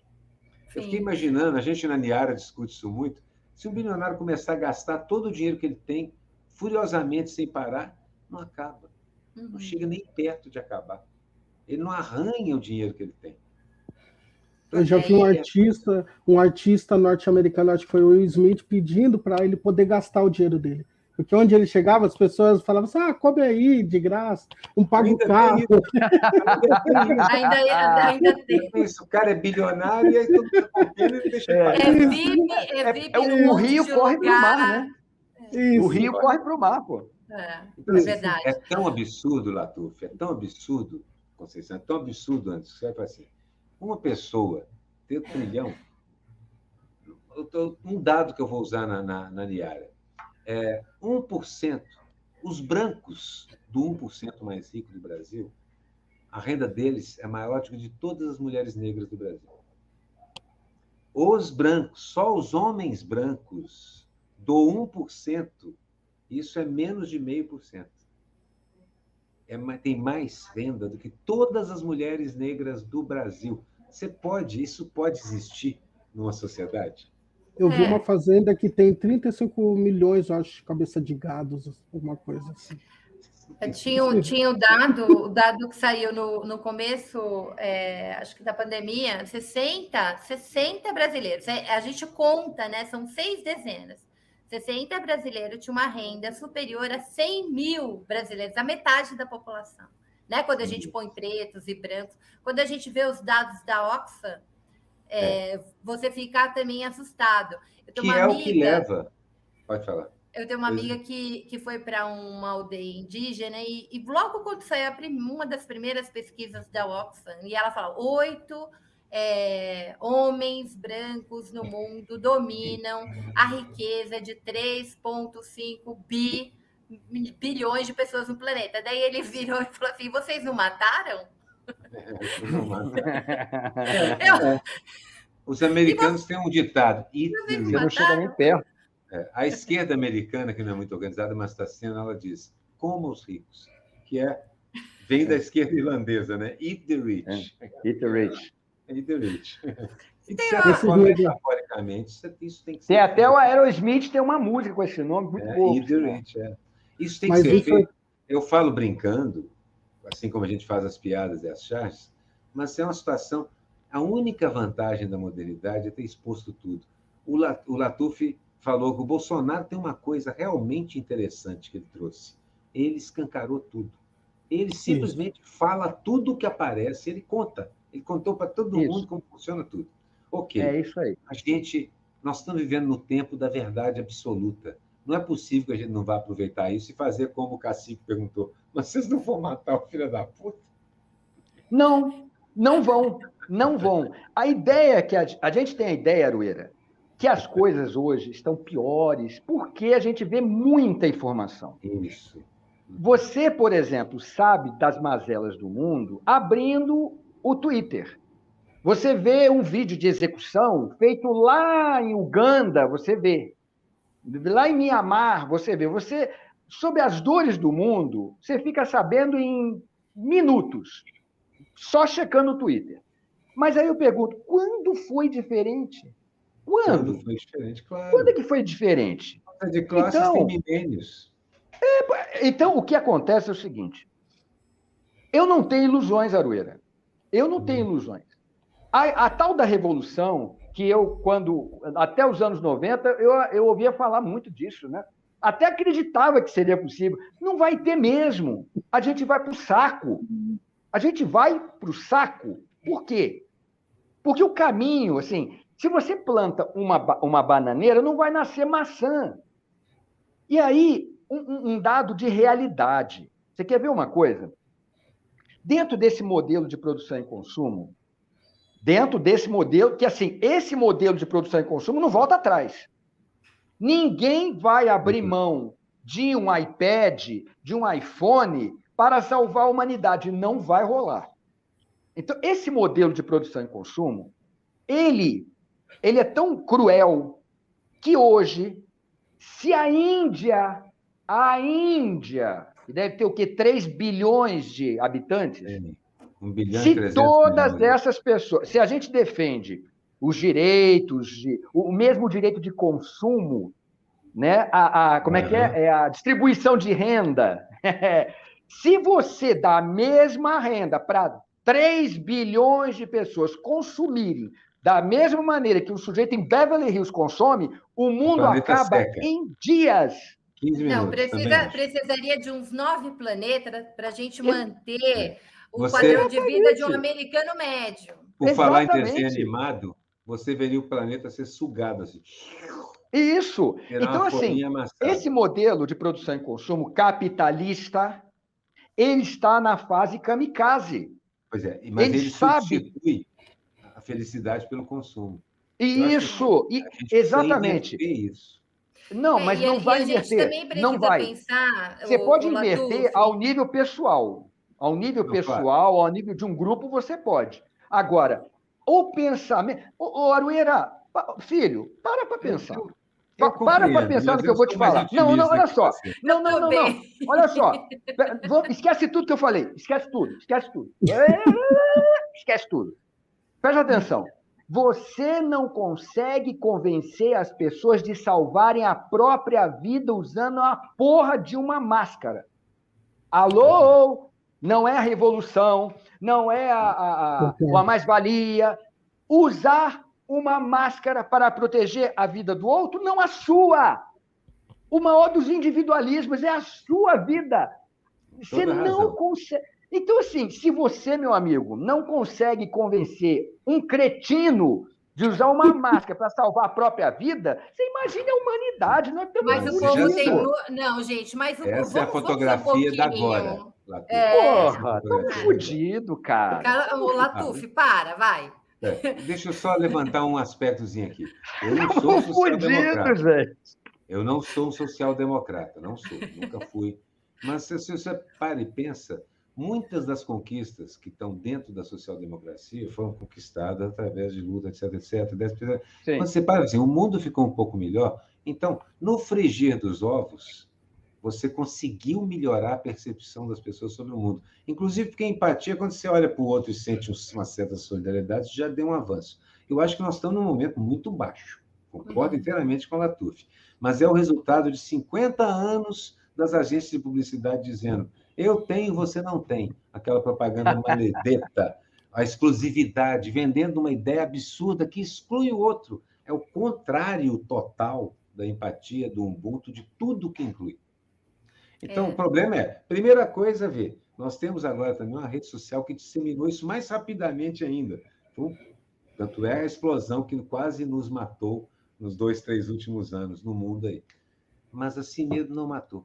Assim mesmo, quando você olha agora, você vê assim, estamos mais espertos, maiores do que a gente podia imaginar, e a reação no planeta veio. Então, assim, como você disse, Latuf, essa guerra não começou ontem, não vai acabar amanhã, mas de jeito nenhum. O meu problema hoje em dia é evitar o máximo possível os danos colaterais, porque os danos colaterais só atingem ferrado, é impressionante como os danos colaterais só atingem ferrado, e evitar que esses caras ganhem terreno. Resistir às vezes e avançar, muitas e muitas vezes. Mas o que acontece, Arueira, é que é o seguinte, daqui a pouco não vai ter, do jeito que as coisas estão caminhando, vai ter mais plástico no mar do que peixe. Mas, meu Deus, não tem condição da gente viver num mundo desse. Esse modelo de produção e consumo, ele vai destruir a humanidade. Agora, você não consegue, quando você tem essas COP, esses encontros, pergunta se as grandes potências que mais produzem poluição, se elas concordam em reduzir 1%, ninguém reduz. Querem reduzir a emissão de carbono da China. mas não a deles. É isso. É isso, Eu entendeu? entendo perfeitamente. Mas Ô, poucas Gente. bandeiras no planeta são tão fortes para a classe média branca, europeia e americana quanto Do que a da o ecologia. ambientalismo. É impressionante como esse tipo é igualzinho quando o filme Corações e Mentes inundou os Estados Unidos e simplesmente acabou com a guerra do Vietnã. Eu acho que essa bandeira tem o potencial de ser destrutiva ou pelo menos machucar seriamente o capitalismo enlouquecido. Isso. Quando você Agora, pensar agora nisso, você pensa Latuf, nisso aqui, ó. Latuf, Quando você Latuf, falar nisso, Aroeira, você pensa Eu nisso lembro daqui, ó. disso. Tá? Latuf, Não, Nisso daqui. eu ando pela Latuf, rua me afastando do pessoal que não está usando essa porcaria. Latuf, mas E olha detalhe, só, detalhe, gente. isso aqui é a nova poluição. É a nova poluição. Você está produzindo isso, você está produzindo plástico às pencas. E está indo tudo para os lixão, está indo tudo para o mar. Pobre não usa máscara descartável. A gente precisa Para também. começar Tem isso. isso, A gente tem isso. precisa medir um pouco. Você está num país que as pessoas estão passando fome. Então, assim, a gente está falando de que consumo, né? De qual consumo? Então, pobre não tem celular e fone de última geração, Mas assim, etc. e Latuf, e Então, esse consumo sem sentido e a produção de plástico tem sido questionada nos principais sim. pontos produtores. Eles vão ser forçados a reduzir. Mas, Mas eu Aroeira, acho que mas não adianta. Sabe por quê? Adianta. Você diz assim, Não. você empurra a responsabilidade para o consumidor. Não, Ah, e você eu não sou pode. mais velho do que ele. Você não pode usar sacola plástica, mas você não chega para a empresa e diz assim, você não pode mais produzir sacola plástica. Não. Aqui, Você fica em determinados infringindo ao lugares da Europa, já estão consumidor. fazendo. Pô, é Em isso. determinados da Mas, Europa já mas estão fazendo. Aroeira, até você conseguir, porque é tudo muito lento, tudo lento. E a poluição e esse meio de produção é acelerado. E eu Você sou hoje 20 anos destrói. mais velho que o Latuf. Ele já está pessimista. Cara, por você. favor. Não, eu não estou Latuf, pessimista. Eu tô te apresentando dados, Não, gente. É eu dado concordo de com realidade. todos os dados, Latuf, Latuf. Você tem razão. há toda uma discussão O no Anderson está mundo, querendo no falar um mundo negócio do também. trabalho. não pode Deixa eu falar, concluir Marta. isso aqui. Não pode. Há uma discussão muito séria no mundo do trabalho, né? E os sindicalistas estão começando a fazer essa discussão, que é a transição justa. E é muito importante, quando a classe trabalhadora entra nesse debate de modo mais qualificado. Então, tem um pouco mais de esperança. Anderson, deixa você falar, mas tem superchat do Sérgio. Não, pode falar, fica à Gente, eu estou vontade. na casa do Serginho. Veja só, eu vim roubar a internet dele, a eletricidade dele, e ainda faz superchat no meu programa. E aí, o Serginho diz: em 2022 teremos charges com estrela no primeiro turno. Faço questão. Faço questão também. Faço eu questão. também, Tomara, né? tomara. Aliás, eu estou engajado já E na olha, campanha. e a Maria Fro, a Conceição, sabe que eu não sou petista. ela sei, sim, sei. Você bem sabe, né, Conceição? Sei, Mas claro. eu faço questão. Eu estou na mesma situação que você, Latuf. Eu tenho distribuído meus votos, meus apoios, regularmente entre 3 partidos, PCdoB, PSOL e PT. Mas, nesse momento, eu estou dessa forma mesmo, como você. Nesse momento, sou petista, Lula, primeiro turno. Desde criancinha. Com grande todos bancada, nós. com grande bancada. No meu caso, desde criancinha, porque a Sandra Starling faleceu há 2 dias, e eu tinha uma história com ela assim. Ela foi mentora do meu grupo político lá em Belo Horizonte, e nós participamos da fundação do PT. Nós fomos a São Paulo algumas vezes para discussões preparatórias. Então, estou ligado. Desde criancinha, assim, eu sou petista, de certa maneira. Pelo menos Ô, Anderson, deixa o Anderson falar agora, gente. Eu vou deixar, mas eu estou tão feliz hoje porque vocês trouxeram a luz aqui no fim do túnel. Não para de chegar superchat. Obrigado. Quem é, meu Deus? Vamos lá. Vicente Moreira Rodrigues. Já se passaram 190.530 dias, desde 22/4 de 1.500 até hoje. Se você fosse imortal e guardasse 5.000 por dia, nesses tempos, acumularia 952 milhões. Não conseguiria acumular 1 bilhão. Muito bom. Muito bom, Vicente. A Aroeira já dá para usar uma charge, tá? Lá no grupo do Niara. Do Niara. O muchacho, pessoal, como o neoliberalismo, colocando o capitalismo em declínio acelerado, sinceramente não entendo a dificuldade do establishment global em reconhecer e seguir a rota da social-democracia escandinava. Eu queria só Bom. fechar essa discussão, porque assim, eu gosto muito quando o Preto Zezé fala o seguinte, né? Com esse discurso, às vezes, classe média que a gente tem do ecossistema. Eu sou uma adolescente que nasci em Santos, vivi uma parte da minha vida em Cubatão, e eu tinha vergonha, inclusive, de falar que eu era de Cubatão, porque na década de 80 ele era conhecido Isso. como Vale da Morte. Isso Nós, mesmo. nós É que mesmo. nascíamos ali, vivíamos uma poluição de que era isso, provocava morte. Mas o Isso. nosso debate sempre foi um debate que morria trabalhador, envenenado de enxofre, com câncer. Nós nunca fizemos esse debate descolado, né, das condições de vida da classe trabalhadora. E o Preto Zezé fala isso de uma forma muito interessante. Fala, Lula trouxe o preto pobre para o consumo. E agora vocês vêm com esse papo aí que a gente não Isso. pode consumir. Pode sim.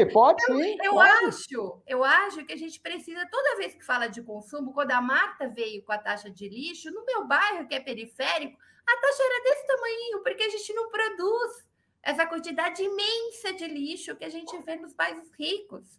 Isso tem a ver com o que a gente compra, como a gente consome, e o que o pobre hoje nem comida consegue. Mas é isso. Mas olha só, quando ele fala assim, o pobre, vocês não estão querendo que o pobre consuma, você está dizendo o seguinte: esse modelo de consumo, de produção e consumo, tem de ser estendido para todo mundo. Não tem. Ele tem que acabar para todo mundo. Se a gente quer salvar o planeta, essa que é a questão. Você diz o seguinte, olha, o pobre não pode consumir, o rico pode, não. Esse modelo capitalista de você comprar celular como compra coxinha, esse modelo vai destruir realmente a Terra. O pobre então, pode isso aí, e é capitalismo isso. Isso é, por exemplo, essa ideia de você comprar um aparelho que vai estragar, ou seja, obsolescência programada, é coisa do capitalismo. Sim, você, sim. nos anos 70, comprava uma Telefunken, o Arueira já é tiozão, ele deve lembrar bem. Telefunken, ele comprou quando tinha 5 anos, funciona até hoje. Funciona até hoje. A válvula. Anderson, cara, deixa eu pôr o Anderson na conversa. Eu acredito que, no final das contas, as pessoas inteligentes aqui do programa vão ver que as duas estão corretas. O pobre tem que consumir, mas também temos que olhar o consumo consciente. E mais do que o consumo consciente, a gente cobrar de quem deve ser cobrado, Latuf. Porque, por exemplo, a gente fala de desperdiçar água, né? Isso é um debate que todos nós... Mas, por exemplo, nós damos descarga com água potável e outra, a gente não tem, eu pelo menos, se vocês souberem, eu não sei qual é a prestação de contas de quanto se gasta de água as fábricas que limpam a sua própria fábrica, seus equipamentos, e eles desbocam, às vezes, no rio, um córrego ao lado, e você não tem controle algum. Não tem controle algum. O problema do Brasil, para mim, não é o que a dona Joana consome no barraco dela, ou às vezes o classe média que também está trabalhando 8 horas por dia e ele comprou lá a sua TV um pouquinho maior. É quem tem grandes fortunas, a forma que eles consomem, né? Eu acredito que esse é um bruxo que a gente tem muito delicado, que a gente não toca nisso. Por exemplo, eu brinco que eu falo que vocês falaram que já vão votar no Lula. Eu falo assim, o Lula tem que ser eleito por uma questão lógica, que se tiver um outro cara do tamanho do Lula com as ideias também, temos que apoiar, mas a gente não pode, dessa vez, eu vou falar por mim como homem negro, não dá para vender barato o nosso voto, a gente tem que discutir algumas coisas que são necessárias. Não é mais ocupar o espaço do governo federal, não é mais um deputado estar lá na cadeira, não é mais um senador estar lá. A gente sabe também que mesmo no nosso campo tem pessoas que se sua mãe, seu amigo perguntar o que ele está fazendo na cadeira, você não sabe dizer, né? Você não sabe como, né? Você não sabe como explicar como é uma aliança política que é ser feita. Então, acho que é o seguinte, há pontos que eu acho que vai ser o grande desafio de um governo progressista, que é de tocar no coração de algumas coisas que a gente nunca tocou. É igual, vamos falar de água? Lógico que a gente vai falar de água, mas vamos falar o seguinte, que tipo de consumo cada um está fazendo. E mais E que isso, Anderson, a privatização da água, um bem Não, a público, privatização é uma que é coisa uma que a gente tem que loucura, que falar. tem que se reverter. Você mesmo passou um problema de uma live com um problema na conexão da a privatização do Brasil, ela serve como uma válvula de escape de tudo que é ruim da matriz. Ela fala, ó, tipo assim, lá no Brasil pode, tá, gente? A gente taxa, lá pode, tá? Paga salário pouco, taxa alto imposto, e lá se cair, ó, tá tudo bem, é só ter um futebol no final de semana que eles esquecem, então aí vamos que vamos. Eu acho que o grande trabalho progressista vai se atacar o coração dessas coisas. E como isso vai ser feito, e se vai ser feito, aí eu acho que faz parte do nosso voto e caro. Eu me lembro assim que na eleição passada, várias estruturas de apoio a vereadores, que eram grupos que eram eleitos. Então, apesar de ter um titular, as coletivas, havia um grupo de os coletivos. Havia candidaturas coletivas. Eu acho que é um passo na iniciativa de tornar um pouco mais horizontal essa apropriação do parlamento. Porque uma coisa é fundamental. O parlamento brasileiro, do jeito que ele está, com 70% de empresários, não representa porcaria nenhuma do Brasil. Para poder representar o Brasil, ele tem que ter 51% de negros, e dos 100%, pelo menos 52% tem que ser de mulheres. Se for para representar mesmo, então, 80% de trabalhadores e 20% distribuído entre outras profissões. Mas, para chegar nisso, é um trabalho de construção, de novo, pela base, mas é um primeiro passo que foi dado. Então, você falou, Anderson, uma coisa que eu considero fundamental. Não é simplesmente eleger o executivo. Nós vamos ter que eleger bancadas sólidas que apoiem e que saibam levar a discussão para frente. Porque vai dar um trabalho. E mais, que sejam mais orgânicas que a gente conseguir. Porque não dá para gabinetes refrigerados decidirem como é que é a vida no Brasil. Isso não dá. Está mais do que claro. E talvez vai precisar mudar toda a lógica do país, né? A gente ainda vive na... saber disso. Não, né? uma coisa porque, básica. Assim, a nossa... Desculpa, Conceição. Não, só queria jogar, então, já que a gente foi para esse tema, eu acho que uma forma, talvez, de melhorar um pouco aí esse padrão zero que a gente tem no Congresso é a ideia da federação. Eu tenho apostado muito nisso, né? Inclusive, acho que ela é uma forma de legitimar a vitória do Lula, porque não basta ganhar nesse cenário que a gente está, que a gente viu que o general Heleno falou essa semana. Se eles pudessem, né, eles teriam dado o golpe lá em 7 de setembro, com aquela palhaçada dos tanques bufando fumaça, né, do Zé Trovão, daquelas bobageiras.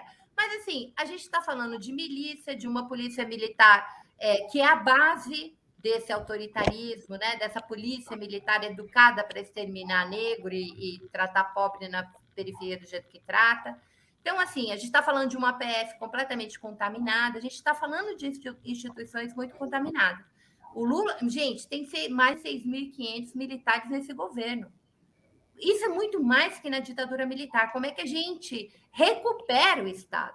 Se você não tem um Congresso ali minimamente diferente deste, de Lira, eleger Lula é pouco. Mas, Conceição, me permita fazer uma observação sobre isso e eu quero retornar ao Anderson para a gente fechar essa coisa do consumo. O que precisaria fazer? Isso tudo que vocês estão falando, gente, é tudo paliativo. Vamos ser bem sinceros, isso é tudo paliativo. Por quê? Porque o Brasil tem uma mentalidade colonial e continua trabalhando com uma mentalidade colonial. Eu vou dar um exemplo de um sujeito que tentou trabalhar a nação para fora dos marcos coloniais, Hugo Chávez. Veja o preço que a Venezuela está pagando por isso. Então, assim, você imaginar que no Brasil, com esse tamanho, com essa importância que tem na América Latina, tendo os Estados Unidos tão perto, né? Tão longe de Deus e tão perto dos Estados Unidos, como dizem os mexicanos, seria ilusão você achar que a gente resolvendo aqui na nossa política local, votar certo, ou eleger mulheres, eleger negros, que isso não vai resolver, por um simples motivo. enquanto estivermos na órbita americana, continuaremos sendo o que sempre fomos, uma colônia. Toda tentativa de se criar uma nação, ela é abortada porque, claro, a nossa classe política, ela também trabalha na lógica colonial. Ela presta obediência à Casa Grande, que é a Casa Branca. Então, assim, seria preciso que a gente construísse o país em outras bases, como tentou o Hugo Chávez, mas isso não vai sair... Olha, o Lula, que não é nenhum revolucionário, pelo fato dele ter criado o BRICS, ele pagou caro. A Dilma criou o BRICS. O PT, né? O PT. Sim. Pelo fato de ter criado o BRICS, que é exatamente essa questão de você sair da órbita americana, você teve... Porque você não vai imaginar que Lava Jato, que impeachment da Dilma, isso tudo foi uma obra meramente da política local. Não, claro que não. Não a é. gente descobriu o pré-sal, gente. Nós sabemos disso, né? Exatamente.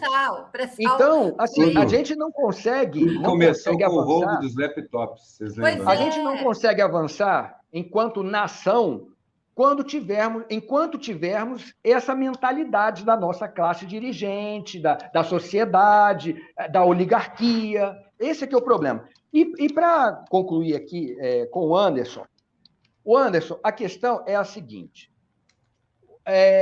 Essa ideia, esse modelo, né, de que o pobre tem que consumir, isso, inclusive, claro, existe aquela direita estúpida que diz que o pobre não pode consumir. A direita malandra, capitalista de fato, não, ela diz, não, o pobre, o rico, todo mundo tem que consumir, claro, porque você cria mercados. O sujeito que diz que o pobre não pode consumir é um idiota, porque ele não está produzindo. Então, assim, a ideia de produção e consumo, desse meio que eu chamo kamikaze de produção e consumo, ela serve para o pobre e ela serve para o rico.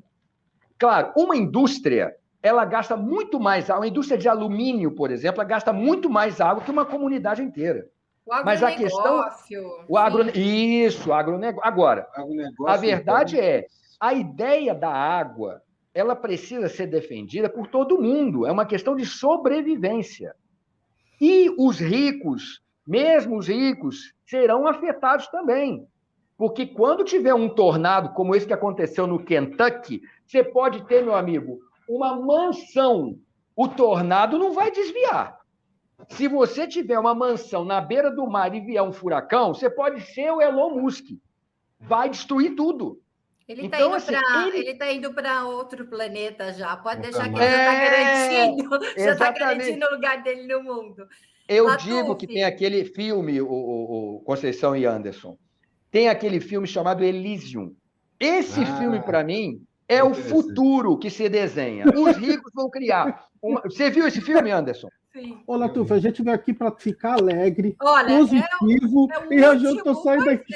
Esse é o último programa. Não, olha só. Peraí, se vocês querem alguém para deixar vocês up, não é comigo que vocês estão falando. Com a pessoa certa, não é comigo. Vou fazer esse trabalho. O Aroeira toca aí uma música, toca aí o sax, deixa todo mundo feliz. Olha, Aroeira, eu ia te pedir para você dar uma palhinha para gente. Você vai dar? Porque assim. Não. Mas o Latuf está certo, a gente não está vivendo momentos para ficar fingindo que está maravilhoso. Mas a gente não está fingindo, é que eu acho. Não, assim, a gente no imaginário, né? Por exemplo. Não, a gente está com lama até o pescoço, gente. Ô, Latuf, a gente está com lama até o pescoço. E outra coisa, Anderson, outra coisa, eu vou deixar você falar, desculpa. Outra coisa importante. Na época que existia a União Soviética, existia o contraponto. A esperança era essa esquerda, apesar de que, obviamente, que a União Soviética não é esperança de porra nenhuma, mas muitos movimentos de independência, na África, por exemplo, foram bancados, os AK-47 eram bancados com dinheiro da União Soviética. Perfeito. Acabou a União Soviética, o que a gente vê hoje é o predomínio do capitalismo.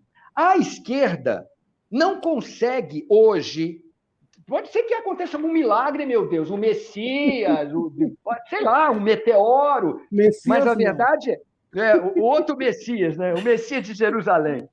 Pode ser que aconteça algum milagre. Agora, a gente não está caminhando para a conscientização, para um mundo melhor. Não vai, porque o capitalismo, no final das contas, ele vence. E a vitória do capitalismo é o fim da humanidade. O capitalismo Lembra? tem 500 anos, Latuf. A gente tem muito Você mais lembra, história que você isso. lembra daquela frase famosa, socialismo ou barbárie? Não tem socialismo, é a barbárie. É a barbárie. O bom de ser historiador é que a gente tem esse olhar da longa duração. E quando você olha o capitalismo, ele, perto da história da humanidade, ele tem 500 anos, ele é na dica de nada, a gente consegue acabar. Ele não é uma coisa sem história, naturalizado. Então, a gente vai encontrar saídas, Latuf. E ela será coletiva. Será coletiva. Gente, o Aroeira vai sair porque ele vai para outro boteco do 247, então a gente vai dar a rodada final para gente. E eu vou deixar o Aroeira encerrar, porque. A Aroeira vai falar, mentira, é mentira, ele vai ficar em casa vendo novela. Fica aí, Aroeira, fica aí. Olha aqui. Antes da rodada final, o Marci Kitamura fez um super stick. Muito obrigado, gente. Eu vou chamar sempre o Aroeira e o Latuf, porque a gente vai. Eu posso chamar eles no meu programa, porque eu preciso desse dinheiro. Não, chama só o Aroeira, porque o Aroeira anima o pessoal. Eu não animo nada. O Latuf primeiro tem que amaciar o pessoal para chegar a animar. Olha, então eu vou rodar. Latuf, tchau, querido. Assim, ó, fala as suas palavras, será que eu não vou deixar você terminar esse programa? Não, pode deixar, Conceição, pode deixar. Obrigado. Só queria agradecer mais uma vez o seu carinho, o seu convite, agradecer o carinho do Anderson, o carinho do Aroeira. É um bate-papo maravilhoso. Eu nem vi o tempo passar. Maravilhoso. Obrigado sempre que quiserem. E obrigado às pessoas que fizeram o superchat, que estão patrocinando a imprensa alternativa. Obrigado. Eu não sou da Fórum, mas agradeço como alguém egresso da imprensa alternativa, né, Conceição? Nós somos, né? Então, obrigado mais uma vez, estou sempre à disposição. Latuf, você é muito querido, mora no meu coração. Eu já tive, gente, essas conversas madrugada fora com Latuf, tomando mais bolacha café de com leite. Café com leite, porque quem vê o Latuf assim, não fuma maconha, não fuma cigarro, não bebe álcool, ele toma café com leite maisena. É verdade, olha, madrugadas afora, é sempre muito bom discutir com esse camarada. Anderson, querido. Eu posso falar que foi um dos programas mais legais que eu fiz no ano aqui, dentro da Fórum. É isso. A contradição também faz parte para a gente ensinar o outro lado que é democracia, né? Que a gente também tem que ensinar até isso. Quando vocês forem fazer, né, Aroeira, que você que está fazendo manuais, tem que ensinar o que é democracia. Eu quero agradecer. Domingo, quem puder, que estiver aqui na audiência, vou estar lá falando sobre um balanço da luta antirracista no Brasil, o professor Ivani e a vereadora Beni Brioli. Vai ser bem bacana, 11h30 no domingo aqui na Fórum. E agora vamos terminar em paz celestial. Não na praça. Não na praça. E lembrando que o Anderson vai estar em janeiro com vocês aqui neste horário, cobrindo as minhas séries. Eu e Latuf, em todos os programas, estaremos aqui fazendo o seu programa, querida Maria Flor. Aroeira, meu amado, eu vou te chamar muito mais vezes para cá, Aroeira. Foi demais esse papo, a gente ri muito. Eu vou terminar aqui dizendo o seguinte: o Latuf tem toda a razão em dizer que a gente vive um período extremamente tenso, difícil. O capitalismo, no momento, é muito forte, hegemônico, está ditando as regras, mas não é o primeiro grande embate. A gente olha para a história, igual a Conceição falou, e percebe que tem momentos mais para cá e mais para lá. Tem momentos de grandes conquistas. Houve um momento, no começo do século XX, em que as empresas de combustível, de óleo, que estavam começando a expandir na época, estavam tão poderosas como, por exemplo, as big techs atualmente, que controlam as mídias sociais. E elas foram derrotadas numa certa queda de braço, ou pelo menos o seu progresso na dominação do planeta foi reduzido a velocidade. Eu acredito que esses momentos históricos são assim, para lá e para cá. Não há uma linearidade. Não há mesmo. Mas também acredito, sim, os efeitos que a gente deixa a cada embate podem ser ruins ou bons. Por exemplo, 13º, férias coletivas, sindicatos, são resultados do embates terríveis do século XIX, mas que acabaram sendo ferramentas fundamentais para trabalhadores. Então, não acredito em vitória. Acredito em domínio de terreno, um recuo acolá e um avanço, e nisso, volto a repetir, meu principal objetivo é eliminar o efeito colateral. Porque não importa que tipo de coisa aconteça no planeta, catástrofe natural, crise econômica, congelamento, aquecimento global, desastre econômico, quem vai pagar o pato é a base da pirâmide social. Então, meu objetivo no planeta hoje é menos vencer essa guerra e manter um equilíbrio onde a gente tem alguma coisa a dizer, pelo menos, e numa utopia, chegar um momento em que a humanidade não precise mais dessa porcaria, consiga extirpar esse vírus terrível, que é essa idiotice de dizer que a propriedade privada tem sentido. Não tem. A propriedade pessoal tem sentido, mas a privada, o coletivo, a terra, o ar, que absurdo é esse? Como é que você pode controlar uma coisa dessa? Então, tudo que eu falo hoje em dia, por mais que eu esteja falando de outra coisa, eu vou terminar dizendo: a culpa é desta porcaria que é o capitalismo. Como diria os parentes portugueses, esta porcaria que é o capitalismo. É exatamente, uma porcaria. Isso não serve para porcaria nenhuma. Quando dizem o socialismo não funciona, o óbvio, quem não funciona é o capitalismo. É um sistema que faz com que um homem branco ganhe o equivalente a 80 mulheres negras. Está doida, a sociedade está enlouquecida. É isso. Eu sou otimista. Ah, que bom. O Danilo Duarte, ó, mais um superchat. Nossa, gente, pode trazer essa galera sempre, porque eles vão trazer superchat. Debate maravilhoso. Descobri que o Carlos Latuf é mais pessimista que eu e que Aroeira é mais músico que eu. Adorei a mesa. Ótimo final de ano para vocês. Que 22 seja muito melhor. Que 22 seja muito melhor.